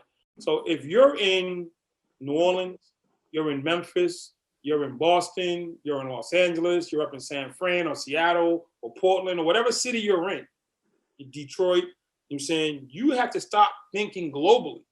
Now, even if you don't go global, the fact that you're thinking global gives you more range of ideas to bring to the table. If I'm only thinking about Chicago based on Chicago and what I've seen in Chicago, then I'm limited. I'm trying to bring to Chicago what I saw, I'm saying, in Spain or what I've witnessed in Sweden. So I'm bringing a global approach to a local problem. I'm saying, so you have to broaden your thinking and your horizons to be able to bring forth the best case scenarios and solutions to the problems. If all your solutions are based on 4 square blocks of living, then your solutions are limited. Thinking inside the box. You're thinking of 4 square blocks. A lot of us grew up in 4 square city blocks. That's all we know. So how are you going to solve a global problem if you've never been outside of 4 city blocks? So you have to, I've been to a lot of these countries. I've sat with these people. I've been to the markets. I've gone out and I said, okay, I'm just looking. Nature never lies. Nature never lies. Study nature. Books are great. Nature never lies. Nature works, and that, whatever you call your God, whatever you consider God to be, nature was his creation or their creation, and it never lies. They don't lie all day long. Nature will tell you how things work. Animals and fish and dogs and cats and coyotes and nature never lies. And can you kind of just break that down a little bit more for what you mean by that? I wanted to learn systems on how things connect. I watch rivers. I watch how rivers work. I want to how things work in different habitats. I look at animals. I'm saying how they get along or don't get along, how they do their hierarchy, how they do their systems. I'm saying I look at when something's out of balance. I'm saying there'll be a tidal wave or something happens. I'm saying, and it's not even a tidal wave. We call it a tidal wave because it's an inconvenience for us. An inconvenience for us weather-wise is something wrong. We're in its way. It's not in our way. It's just going through its cycle. It's going through a cycle. New Orleans created a situation that defies nature. We just talked about this like shit all the time. Literally. You created a scenario that defies nature. You stop the natural flow of water. But for how long? That's the $1 million question. I'm saying, so you have to put up a lot of money to get the Hoover Dam to work. You're stopping and controlling nature. And there's a result to that. So I watch how birds move. I watch how fish moves. I used to watch how some fish used to swim upstream and die just to rebirth. I mean, I just, because I never could trust people. My parents didn't always tell me the truth. My neighbors didn't tell me the truth. My teachers didn't tell me the truth. But National Geographic never lied to me. I could, that was just honest. That was honest. There was no cut in that. I could watch National Geographic all day and never be lied to. Man. And to me, that's a major piece when it comes to systems. With observing nature. I ain't never thought of it like that. Because nature is a system. I used to sit on the prison yard and look at the clouds and say, those clouds fly over free people. They're not just for me. That bird on the side of the wall flies into free people. I'm saying the little cat running across the yard, they get out to freedom. I convinced myself that I was in this sub-world when I wasn't. You know the distance between a prison yard and a parking lot? 2-minute walk, 1 minute walk. When I went home, that was the most shocking thing. I walked from the prison yard to the parking lot. It took me about a minute. I walked down a little hallway, 100 yards out the door. You were that close to freedom. Oh, never realized it. Damn. The whole time you're inside, you see the 40-foot wall, you see the razor wire and the guard towers, and you think freedom is miles away. 100 yards. Man. It's psychological. They convince you in your mind that it is, and it's all this big construct, and you start feeding and believing into it. Man. Hey. You still got his head messed up. Some real talk, man. Like. Tranquilo, mi hermano, tranquilo. Tú sabes, yo necesito un poco de paso. Tú sabes. Tú pensado mucho ahora, tú un poco duele allá. Hey, man, but I'm glad we had this conversation with you because it really is a necessary thing. Thinking bigger. I think our community needs that message altogether. Like just thinking larger, thinking more global, as you were saying. Even something that you just made me think about it. Even with the issues of us being Black in America, why do they feel this way? Because they feel like we're not adding value to anything, right? We're not looking larger than us. Designed to add value. We were designed to add value. We weren't designed to think. We were designed to add value based on orders. Slaves were brought here and they were dictated what to do, when to do it, how to do it, all the rest of that. I'm saying now when slavery ended, now, okay, what do we do with these people? Became the next thing. What do we do with them? Well, we still need them for manual labor. But now we're in a time and age we no longer need the Black man to do manual labor. So now the question is, do we want to embrace them as full citizens? It was in my lifetime, we weren't allowed to vote. In my lifetime, we weren't allowed to live certain places. In my lifetime, you could hang a Black man just because. In our lifetime, we watched Rodney King beat to a pulp and they said it was because he was speeding. In our lifetime, we see the treatment we receive because there's never been a collective discussion around what do we do with Black people. We just assume that, okay, well, we've given them the rights, we've given them the laws, they're all in now. No, it's deeper than passing a law. It's deeper than you saying, just saying, okay, well, you're on the books by force or by proxy. I'm saying, do you really want these people on the books? And if not, why? Let's be honest. I'm saying there's some people who don't want us on the books. We have the voter suppression. You can't vote if you steal a car in Florida and go to jail and come home. You can never vote again. What does stealing a car got to do with voting? Not a damn thing. Yes, it does. How do we find a way to disenfranchise you? There's several states that if you commit a crime, they take your voting rights away. What is essential to the core of this democracy? The ability to vote. The whole last election, what was it beefing about? The tally of the votes. Now, I remember just by proxy in my lifetime when George Bush now was beefing and Jeb Bush was down in Florida and it ended up that his brother won. You know what I'm saying? Al Gore took it on the chin. There was questions and comments but for years, for decades, there's been systems put in place to stop Black folks from voting. Ever since the end of slavery, like they said, the 13th Amendment. Allowed to vote, they try to take the vote. Because the way that the Constitution is written, if you ever get to legitimately this one man, one vote thing and Black folks start voting in masses, as you saw in the last election, we become the swing vote.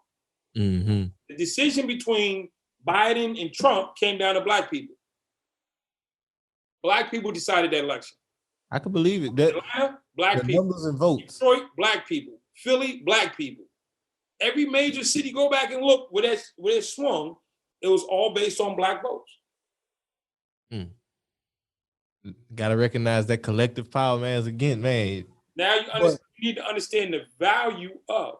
They don't understand the value of the vote because our leadership is so screwed up. I'm saying whether it's Al Sharpton or these pastors or these other folks, the mission of the leaders aren't to make the people better. The missions of the leaders are to make themselves better. So every big church I see, the first thing I look for is how many of your relatives work for you? And if your son has a job here making $80,000 a year and he's dumb as rocks, is that because he's your son or you believe in the gospel? Is this the family business or just Christ's church? That's one thing I can say about the Catholic Church is they don't hire their own like that. You have to like be part of the hierarchy to be in that space. But black churches, we hire our own people. It's a family business. So you give all your tithes and offering, I hire all my family, and I go buy a Bentley, and you just like, it is what it is. This is a trick to hit you with. I sell books and tapes and I do stuff, but you do that based on the premise of your gospel teaching. So you want to separate out gospel income from money generated based on you being a gospel person. That's all I wanted to say. LeBron James is only doing Sprite commercials because he plays basketball. When's the last time you've seen Dennis Rodman in a commercial?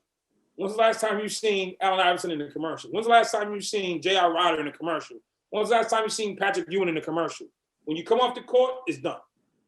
Clip, you're over with. You know what I'm saying? So when you're on the court, your commercials. Off the court, it's done. So you get your commercials based on being an athlete. If you're making your income, like Gronk didn't spend any of his game checks, he used his commercial checks. So all these pastors are making money based on being the spiritual leader.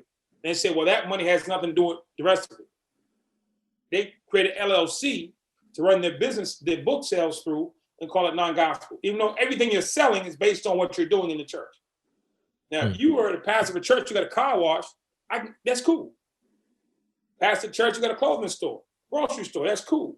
You're the pastor of the church, you sell books on gospel and leadership, come on, man. You're splitting heads.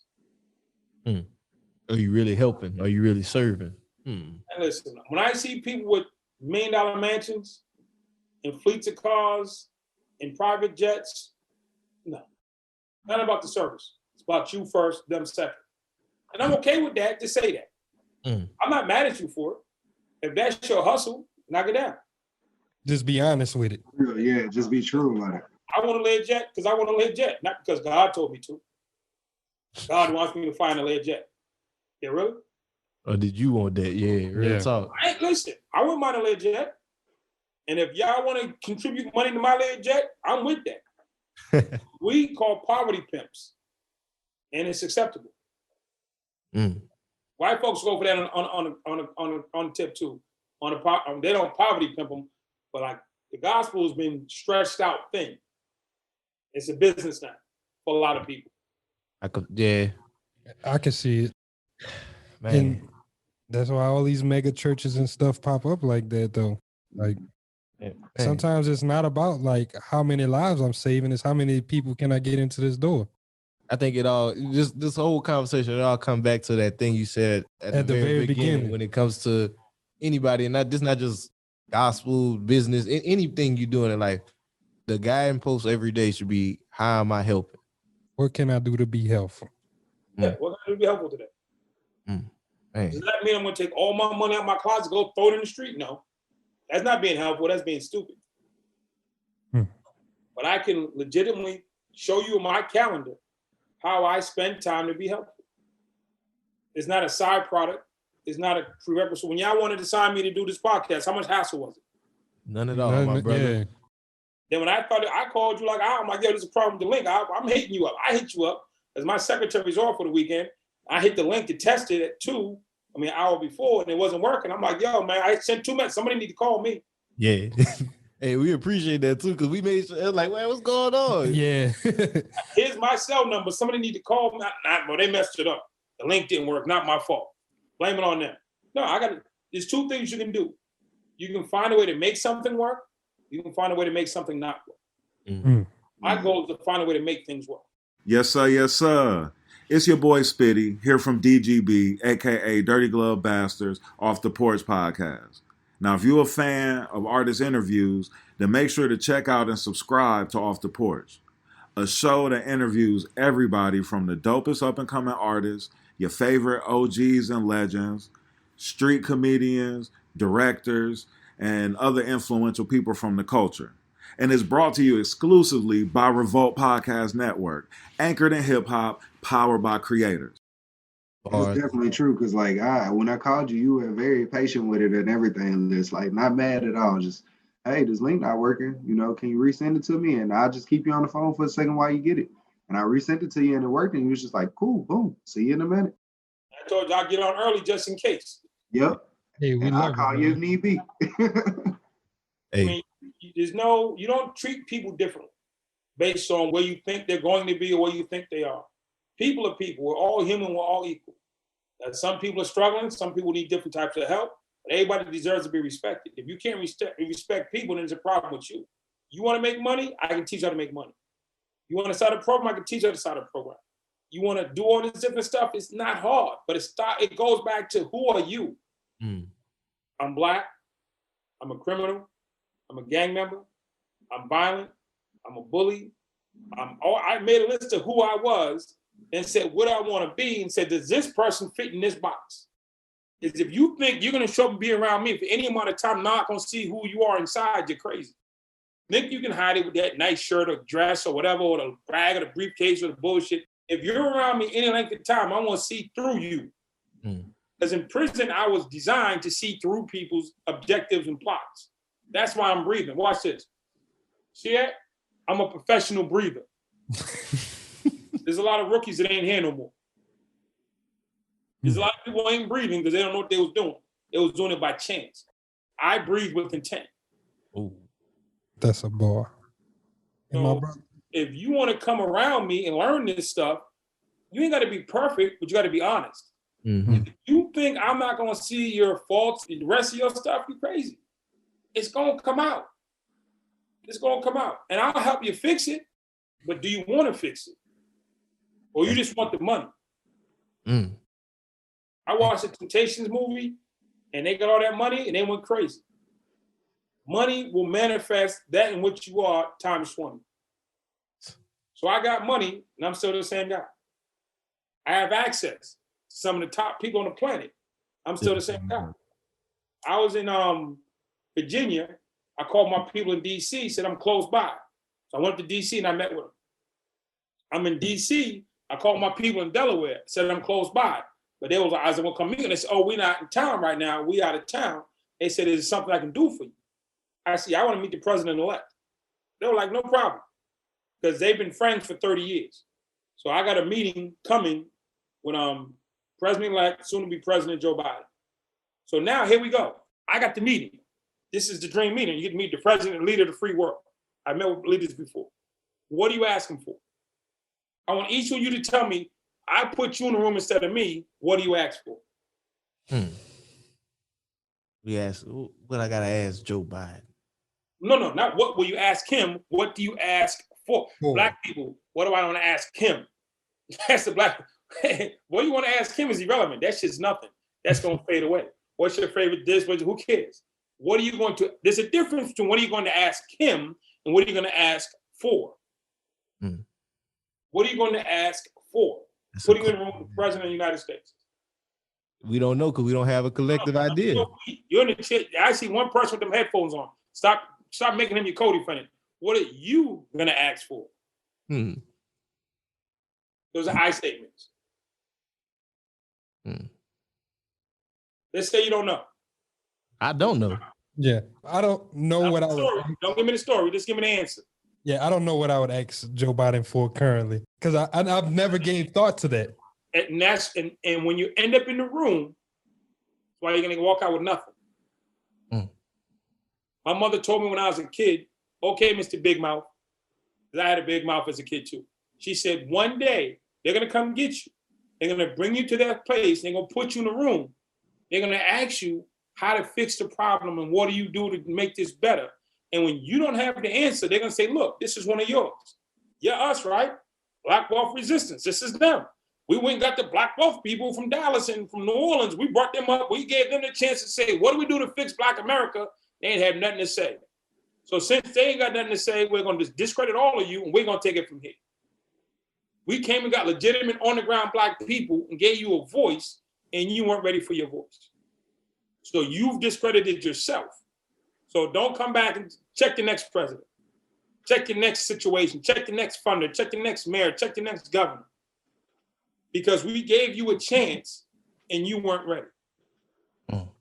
Giving me stuff to think, man, for real, my brother. You always have to be ready to be that voice. You want to come on social media and be the voice? Are you really ready to be the voice or are you thinking local? This is the global conversation again. Are you thinking local podcast?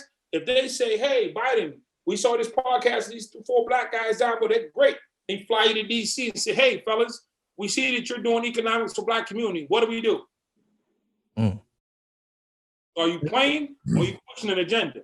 I'm pushing an agenda. I ain't playing. So I prepare for those meetings. I'm prepared to sit in the room with a CEO of a $5 billion company. I'm prepared to sit in the room with somebody who runs a prison system. I'm prepared to sit in the room with somebody who does drug dealing. I'm prepared to sit in the room with, I'm saying, Planned Parenthood. I'm prepared to sit in the room with the many rooms. I dare you to call me. Call me superintendent of schools. Call me superintendent of prisons. Call me superintendent of anything. Call Andre Norman. You're going to be shocked. I'm ready. And I'm not coming in with some limited, narrow thought process. I have a global approach. I'm going to tell you what's worked around the world, around our nation, what's going to make it better right here on the ground. So I'm sitting looking at you, and I'm saying, okay, here's your opportunity. Not prepared. And not because it's not available, you just chose not to. Man. So how serious are you taking your own podcast? And you got me thinking about like a lot right now, my brother, like the impact that we could be having versus, because right now, I'll be honest with you, we here to create a conversation. Like we wanted to, goal of this podcast, we came here to open up the conversation around wealth at our people, because where we were in our spaces, we didn't have people around us who were on this information, who were trying to learn more, who were trying to progress. And we're not all the way into our journeys all the way. We still building out our business. We still in here like learning everything ourselves. We got started 2 years ago. And now you got me thinking even on a deeper tip, like where is the ultimate impact? Where can we help people more? And I appreciate you for the conversation. Financials, right? See, what does this say? Andre Norman. Say London, KPMG, and then I can't see the last one. It says Negative education. KPMG is the second largest accounting firm in the world. London Business School Executive Education Department is one of the top trainings in the world. They make probably like $50 billion a year. Are you ready to walk in that room, talk finances? Get ready. Education up right now. That's get ready to get out the way. Yeah. Yeah, I'm about to. Yeah, that's that. If anything, my brother, this confirmation on what I literally like. Yesterday, I was sitting there like, man, I got to learn more on the different level with this, because we never. One thing with us with this platform, we never had extensive careers in the finance department. Neither have I. I got a GED from prison. What are you talking about? Like, we gotta just learn more. That's what I'm saying. You just gotta learn more. I believe you. I got a GED from prison. What are you talking about? I don't have any formal training in. I think there's a lot to what you're saying, and I do agree with it. Like it's definitely like we have to take things from a more global approach and from a more prepared approach. Like I like what you were saying as far as like I'm prepared for those conversations no matter what they may be. No matter what boardroom I may end up in, I'm already ready for that conversation. And I think that's something that a lot of people, even listening to the conversation, could benefit from, is thinking about even going forward with your goals. Like, okay, if I'm headed in this direction, what happens when I get there? What happens when I'm called up and now it's time for me to be that person that has to be the voice? Because like you did kind of catch us off guard, which I've never thought about. If a Biden or if somebody like that were to call us up and be like, hey, what do we need to do to help fix the situation with Black people? It's like, after thinking about it, yeah, we could probably, come up with something as far as a curriculum, a few different issues that we feel like are big in the community, but it's like on spot, boom, you wouldn't have that solution. And that's very important to have those like solutions and those thought processes already planned out before you end up in those situations, if that's your goal and if that's the objective you're moving towards. Definitely. I've spent hours preparing for that conversation. Now, it doesn't matter who the president is at one level, or it does, but it doesn't, or who the CEO is, or who the director of the nonprofit is, or who the pastor of the church is. Do you understand your information? You understand their situation and how to merge the two and get a win? What does a win look like? So I'll ask you, what does a win look like for Blacks in economics in America? A win for us in Black economic America. We're not the largest. No. See, you're going the wrong way. What's your middle name? My middle name? Yeah. Deshaun. See how easy that was? Give me the win for Black people in America around economics. Black people owning more businesses. The average net worth being higher than $8,000. Hey, stop right there. That's okay. Higher net worth than $8,000. Okay, bang. Everybody's worth $9,500. You happy? That's what you asked for. Nah. That's what you asked for. That's what you asked for. A higher net worth than $8,000. Boom. Everybody's at $9,500. Are you happy? Is that what you really wanted? No. But that's what you asked for. $8,200. Boom. I gave you what you wanted. Are you happy? That's not what you want. You have to be really clear on what you're saying because it's not a game. It's not, oh yeah, we just want a higher net income. Okay, $8,200, everybody got a higher net income. It's not what you wanted. If you want anybody at 250,000, say 250. When anybody at 75, say 75. Don't just say higher because now you just put the power in the hands of the person that you're dealing with. They give you exactly what you wanted. Now you got to go explain to all the rest of the black people in the world why they only had 8,200. They know what you're going to say? That's what they asked for. Gave them exactly what they asked for. That's what they asked for. Right? Hold the tape. Look, that's what they asked for. I gave it to them. Go see your people. Man. You have to be specific, clear, and have an understanding that the other person is not necessarily against you, but they're not working for you. So when LeBron James goes in negotiations with the Lakers, they both want to be there, but LeBron wants more, they want to pay less, so they got to hit that median. So if he just says, just pay me more, they give him $2 more than when he got last year, they're good. You have to give them specific numbers and whys. You have to have measurables and outcomes and whys. So when you go into a room and you're going to advocate for black folks, don't tell us what is not working. The question is not, it's not working. We need more business ownership. No, we don't need more business ownership. What does that mean? We need more business training. We need better school systems that's going to produce better people that can go into business. So if your core of the reason people don't own businesses is not fixed, and you never get more business people. So we need a better curriculum from K to 8, from K to 12 that's going to produce better people that'll produce what he's asking for.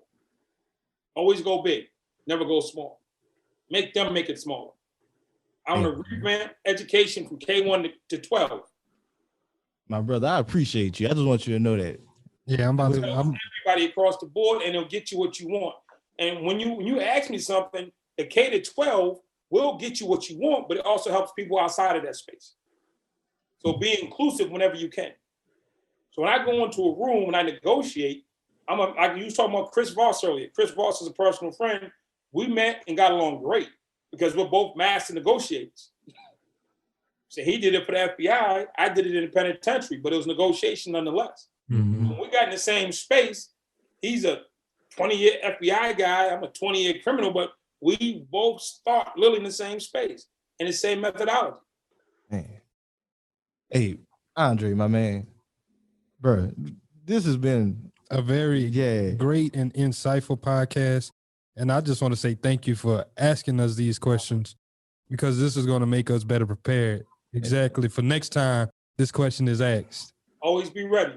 When I walk into a room because I won't wear a suit and I got a closet full of Timbs and Vapor Maxes, or he got lucky, or this is my favorite one. People will see me because I'm older, I'm not in shape anymore, and I don't care. I might shave, I might not shave. They think, well, I'm smarter than him. I'm more in shape than him. I'm cooler than him. I'm whatever than him. And if they love him, wait till they meet me. They're going to drop him and go with me. That's what they be thinking. And they were like, just let me get in the room. I'm going to go, wow, look at me. I'm 10 times better than Dre. Okay. You know what I'm saying? Michael Jordan was never 7 feet tall. Mm-hmm. AI was never going to be 7 feet tall. You know what I'm saying? Kobe was never going to be 7 feet tall. It's not how tall you are, it's how tall you stand. And people get that confused. Because you're taller than me don't mean nothing. You know what I'm saying? Because you got a nicer shirt don't mean nothing. Where's the character? Where's the morality? Where's the value? Where's the collaboration? Where's the understanding? Where's the giver in you? When you go to a meeting, think you're going to outshine somebody, that's not giving, that's taking. And that is transparent to other people that you're just a taker. You're trying to take his shine and outshine him instead of shining with him and then branching off. I celebrate people when they graduate from my company and go on to something else. I did an interview this morning. I told a lady, I said, listen, you're not going to work for me forever. If you get a better opportunity, a better situation, and you won't take it, I'll fire you. Damn. That's real. I'm going to make you take it. And then if it don't work out, then come back. But if you want to be in these rooms that I'm in, you want to be in these conversations that I'm in, you have to be a giver. It can't be selfishness. Mm. It can't be me first, because that is so transparent. It's going to appear sooner or later. At some point, the opportunity is going to come up where it's about you or the money, and it's about the people or you, and you're going to take you. Mm. And once you do it, then you're exposed. I mean, come on. I'm not in the bashing nobody. We have a ton of Black leaders we don't respect because we see that they're about themselves. Now, don't be that in reverse because you didn't put forth the effort to be knowledgeable enough or insightful enough or prepared enough to represent us. If you want to represent us, prepare. What do you specialize in? What are you really crushing it in? Y'all do wealth, right? Mm-hmm. I'm going to ask you, what is your cutting edge idea that revolutionized Black wealth in America? Do you have one written out, planned, drafted? Nope. So my next question is, are you cutting edge or status quo? Man, my brother, can we have a conversation? I get the answer. Are you cutting edge or status quo? At this point, no. I don't want the story. We ain't cutting edge. No, we status quo. See, you keep answering the question first. Are you cutting edge or status quo is the question. Not what are you not, what are you? Status quo. That's one. I got two more people on the line. Status quo. Sounds horrible, doesn't it? You didn't want to tell yourself the truth. Now ask me why I sat in prison and was out running down that fantasy world. Ask me why so many people are stuck in dead-end jobs because they won't tell themselves what's clearly, obviously the truth. You tried everything in your might not to say that you're status quo, even though you clearly said, I don't have a cutting-edge idea. Accepting the reality is not a bad thing. Now that you've accepted it, now you can change it. But if you never embrace it and accept it, you'll never change it. You keep telling yourself, well, I'm the shit. I'm status quo. I'm cutting edge. I'm all the way out there. No, you're not, because you don't have a defined idea that is deemed cutting edge. So that makes you status quo, which makes your feelings hurt. And that hurt feeling will propel you into hopefully trying to get cutting edge. But until you admit it, you never try to fix it. Which means you stay average forever. I admit what I don't do well. I admit what I suck at. I admit what I fail at. And I fix it. Oh, it's okay. I'm cool with that. No, I'm not. Yo, Dre, I'm status quo. And I hate the sound of it. And I never want to have to say that again in public. So what I do, I go to the lab. I hit them whiteboards. I got to get this done. I can't have nobody ask me if I'm status quo again. Oh, no. Not in the area I specialize in. Prison reform, cutting edge. Motivational speaking, cutting edge. Gang outreach, cutting edge. Strategic planning, cutting edge. Business development, cutting edge. And I can verify it 10 times over. Ask me about a t-shirt company. I ain't nowhere. I don't know. It took me forever to get these t-shirts made. I suck at t-shirt company. I know something, and I will forever suck at being a t-shirt company guy. It's not my goal. But the areas I specialize in, I crush you. And that's what I will crush you. Would you really want to go to a meeting and be on the other side of the table from me negotiating for something? At this given moment, nah, my brother. I'll be honest, no. I see people, I tell them, I say, listen, you might walk in the room, I'll be working for your counterpart, for the person you're going against. And I used to walk in the rooms and crush people. They came in thinking that they understood and they knew and they had it all figured out. They come and I would crush. This is how I made $25 million. I crushed my opponents. There was no option but to give me the money. So if we were going for money in the Black space right now, guess who'd walk away from it? Walk away with it, not y'all. Nah, not at all. I made you admit to the funder that y'all are just average. And I'd be like, yo, I'm the shit. They'd be like, give Dre the money. Write your check to Dre now. Then the next group will come in and they will be unprepared. I would crush them. They'd be like, give Dre them the check. Dre team, check. Other team, back to the drawing board. Then y'all would leave and not want to admit that you got crushed and tell the truth why, and then you repeat it again. I've crushed people several times over and over. I'm going to the motherfucking lab, my brother. That's all you got a nigga feeling like right now. I am not going to lie. Because this is motivation. I'm telling you, it's no bullshit, bro. Like 2-3 days ago, I'm just like, same thought in my head. Like, man, I need to know more. If anything, that's all it is that you just gave confirmation on. Dude, this is so unfair. This makes the world so unfair. You can look up whatever you want to look up and study. YouTube University is real. There's so many people, so many free courses is real. So many podcasts available. It's real. If you don't know something, it's because you're lazy. I know homeless people that got cell phones.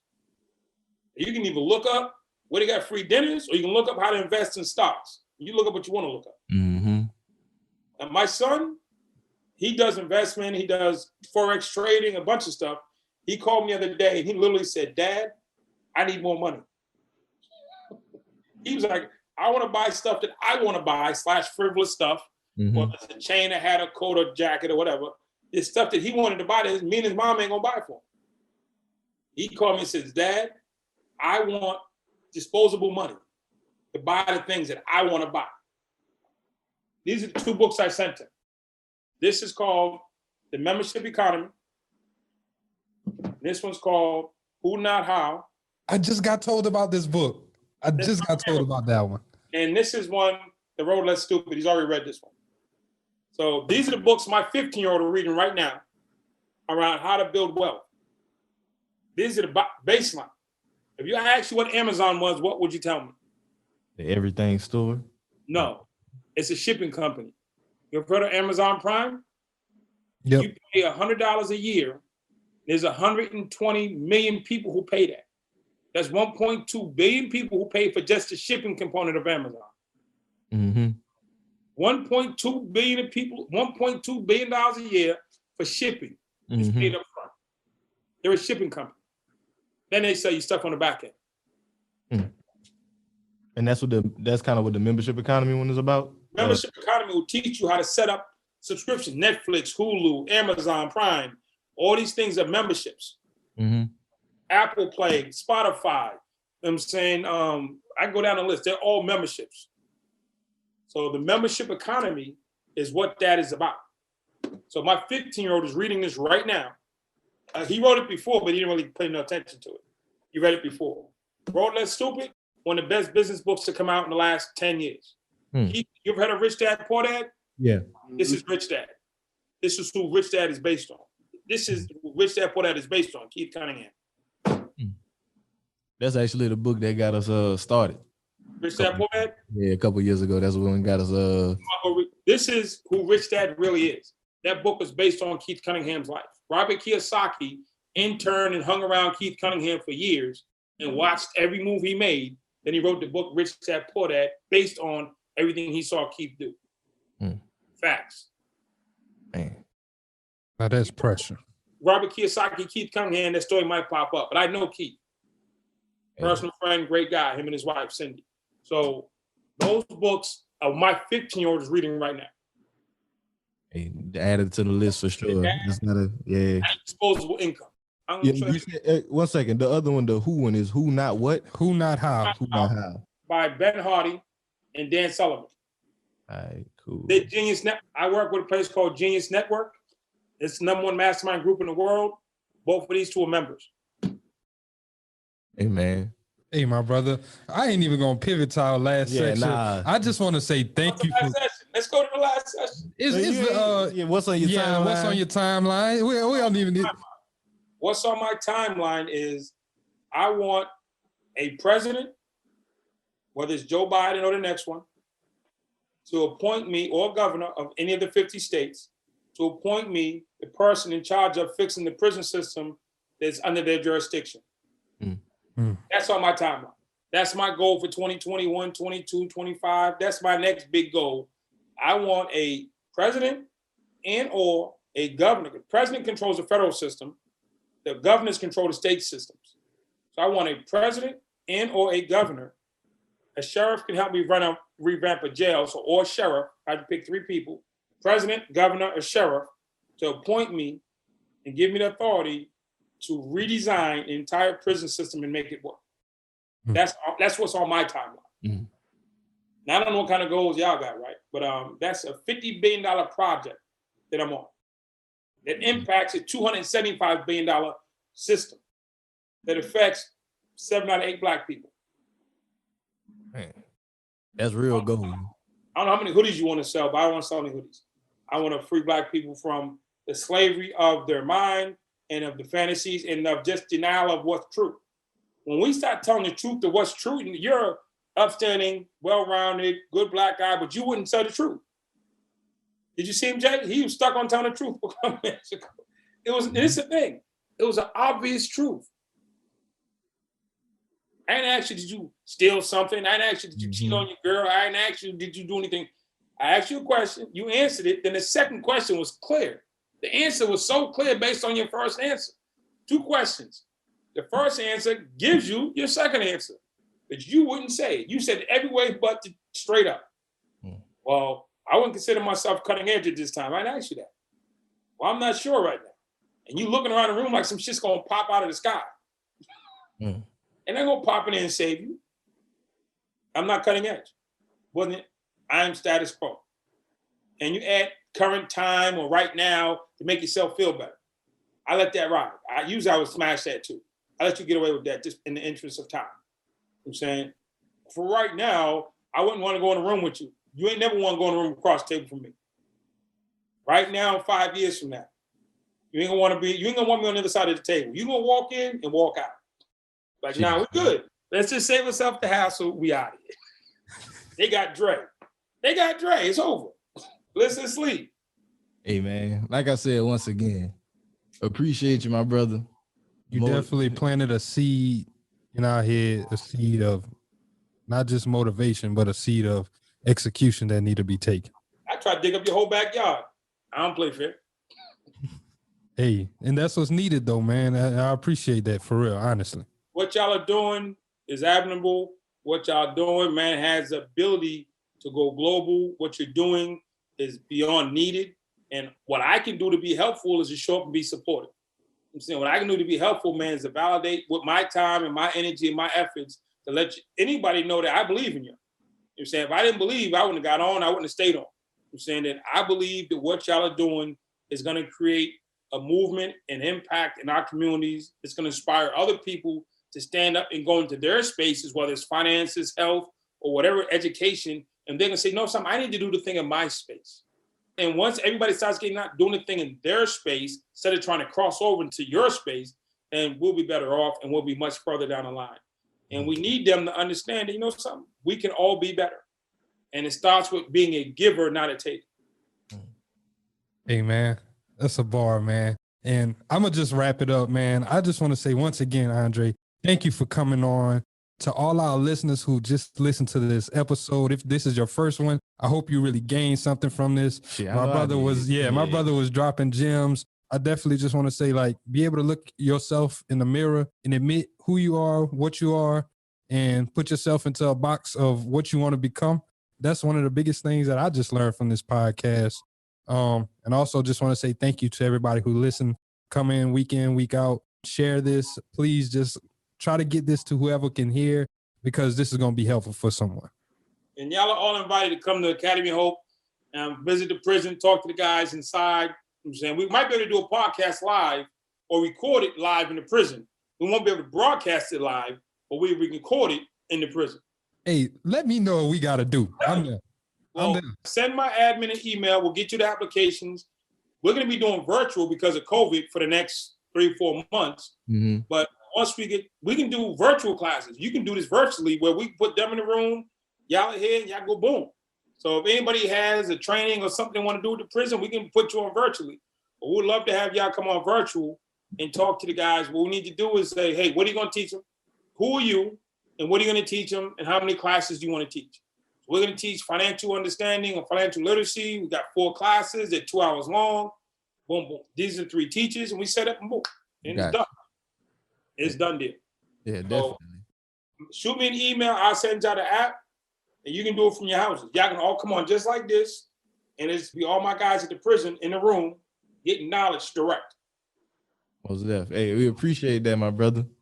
Definitely, we have our people send out the email to your admin and get that popping. Prison application, and it's good for in person and virtual. So we have to do it either way. But once the COVID ends up, we'll fly you on up. You come on up, go inside.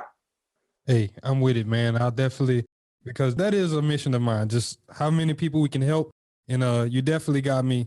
I'm going to work on exactly what I want, not just this is exactly what I want to accomplish. You might get what you asked for. There's so many people who are suffering because they asked for something and they got it. Mm. They got exactly what they asked for, and now they're sad. I want that dude with all that money is balling. I want him, you a side chick. Well, I just want this job, and now you got a job. I'm saying, ask for what you really want and leave room for growth. The last gem of the pod, man. Message. Hey. Man. Call me. Put this one out. If it goes well, we'll come on and we'll do part 2. Hey, man. Most sure. definitely. Appreciate you, my brother. Yeah, could you plug yourself in? I mean, you're not on the social like that, but could you plug yourself in for the people who want to follow you? And here we go. I've got to tell you, I got a book out. Hey, I gotta go cop that. Ambassador of Hope. Ambassador of Hope. I gotta go cop that. So it's whatever. But if you want to find me, my Instagram is @AndreNorman. My Facebook is Andre Norman. And my website is AndreNorman.com. The book available on AndreNorman.com. I just go buy it off Amazon. Make it easy for yourself because it's just going to reroute to Amazon anyways. Most definitely. And, appreciate it, my brother. Facebook, Instagram, my website. If you go to YouTube or Google, put my name in, stuff pops up. Hey, most definitely. Well, look, y'all please go follow my brother Tap In, and we'll be back next week. Until next time, this is Black Off Renaissance signing out. Peace. I got money on my mind. I'm just trying to get some dough. I ain't picking up my line unless it's money on the phone. Gotta get it on the daily. All I want is dubs. You know what I'm on. I've been chasing after paper. All I know is run money marathon.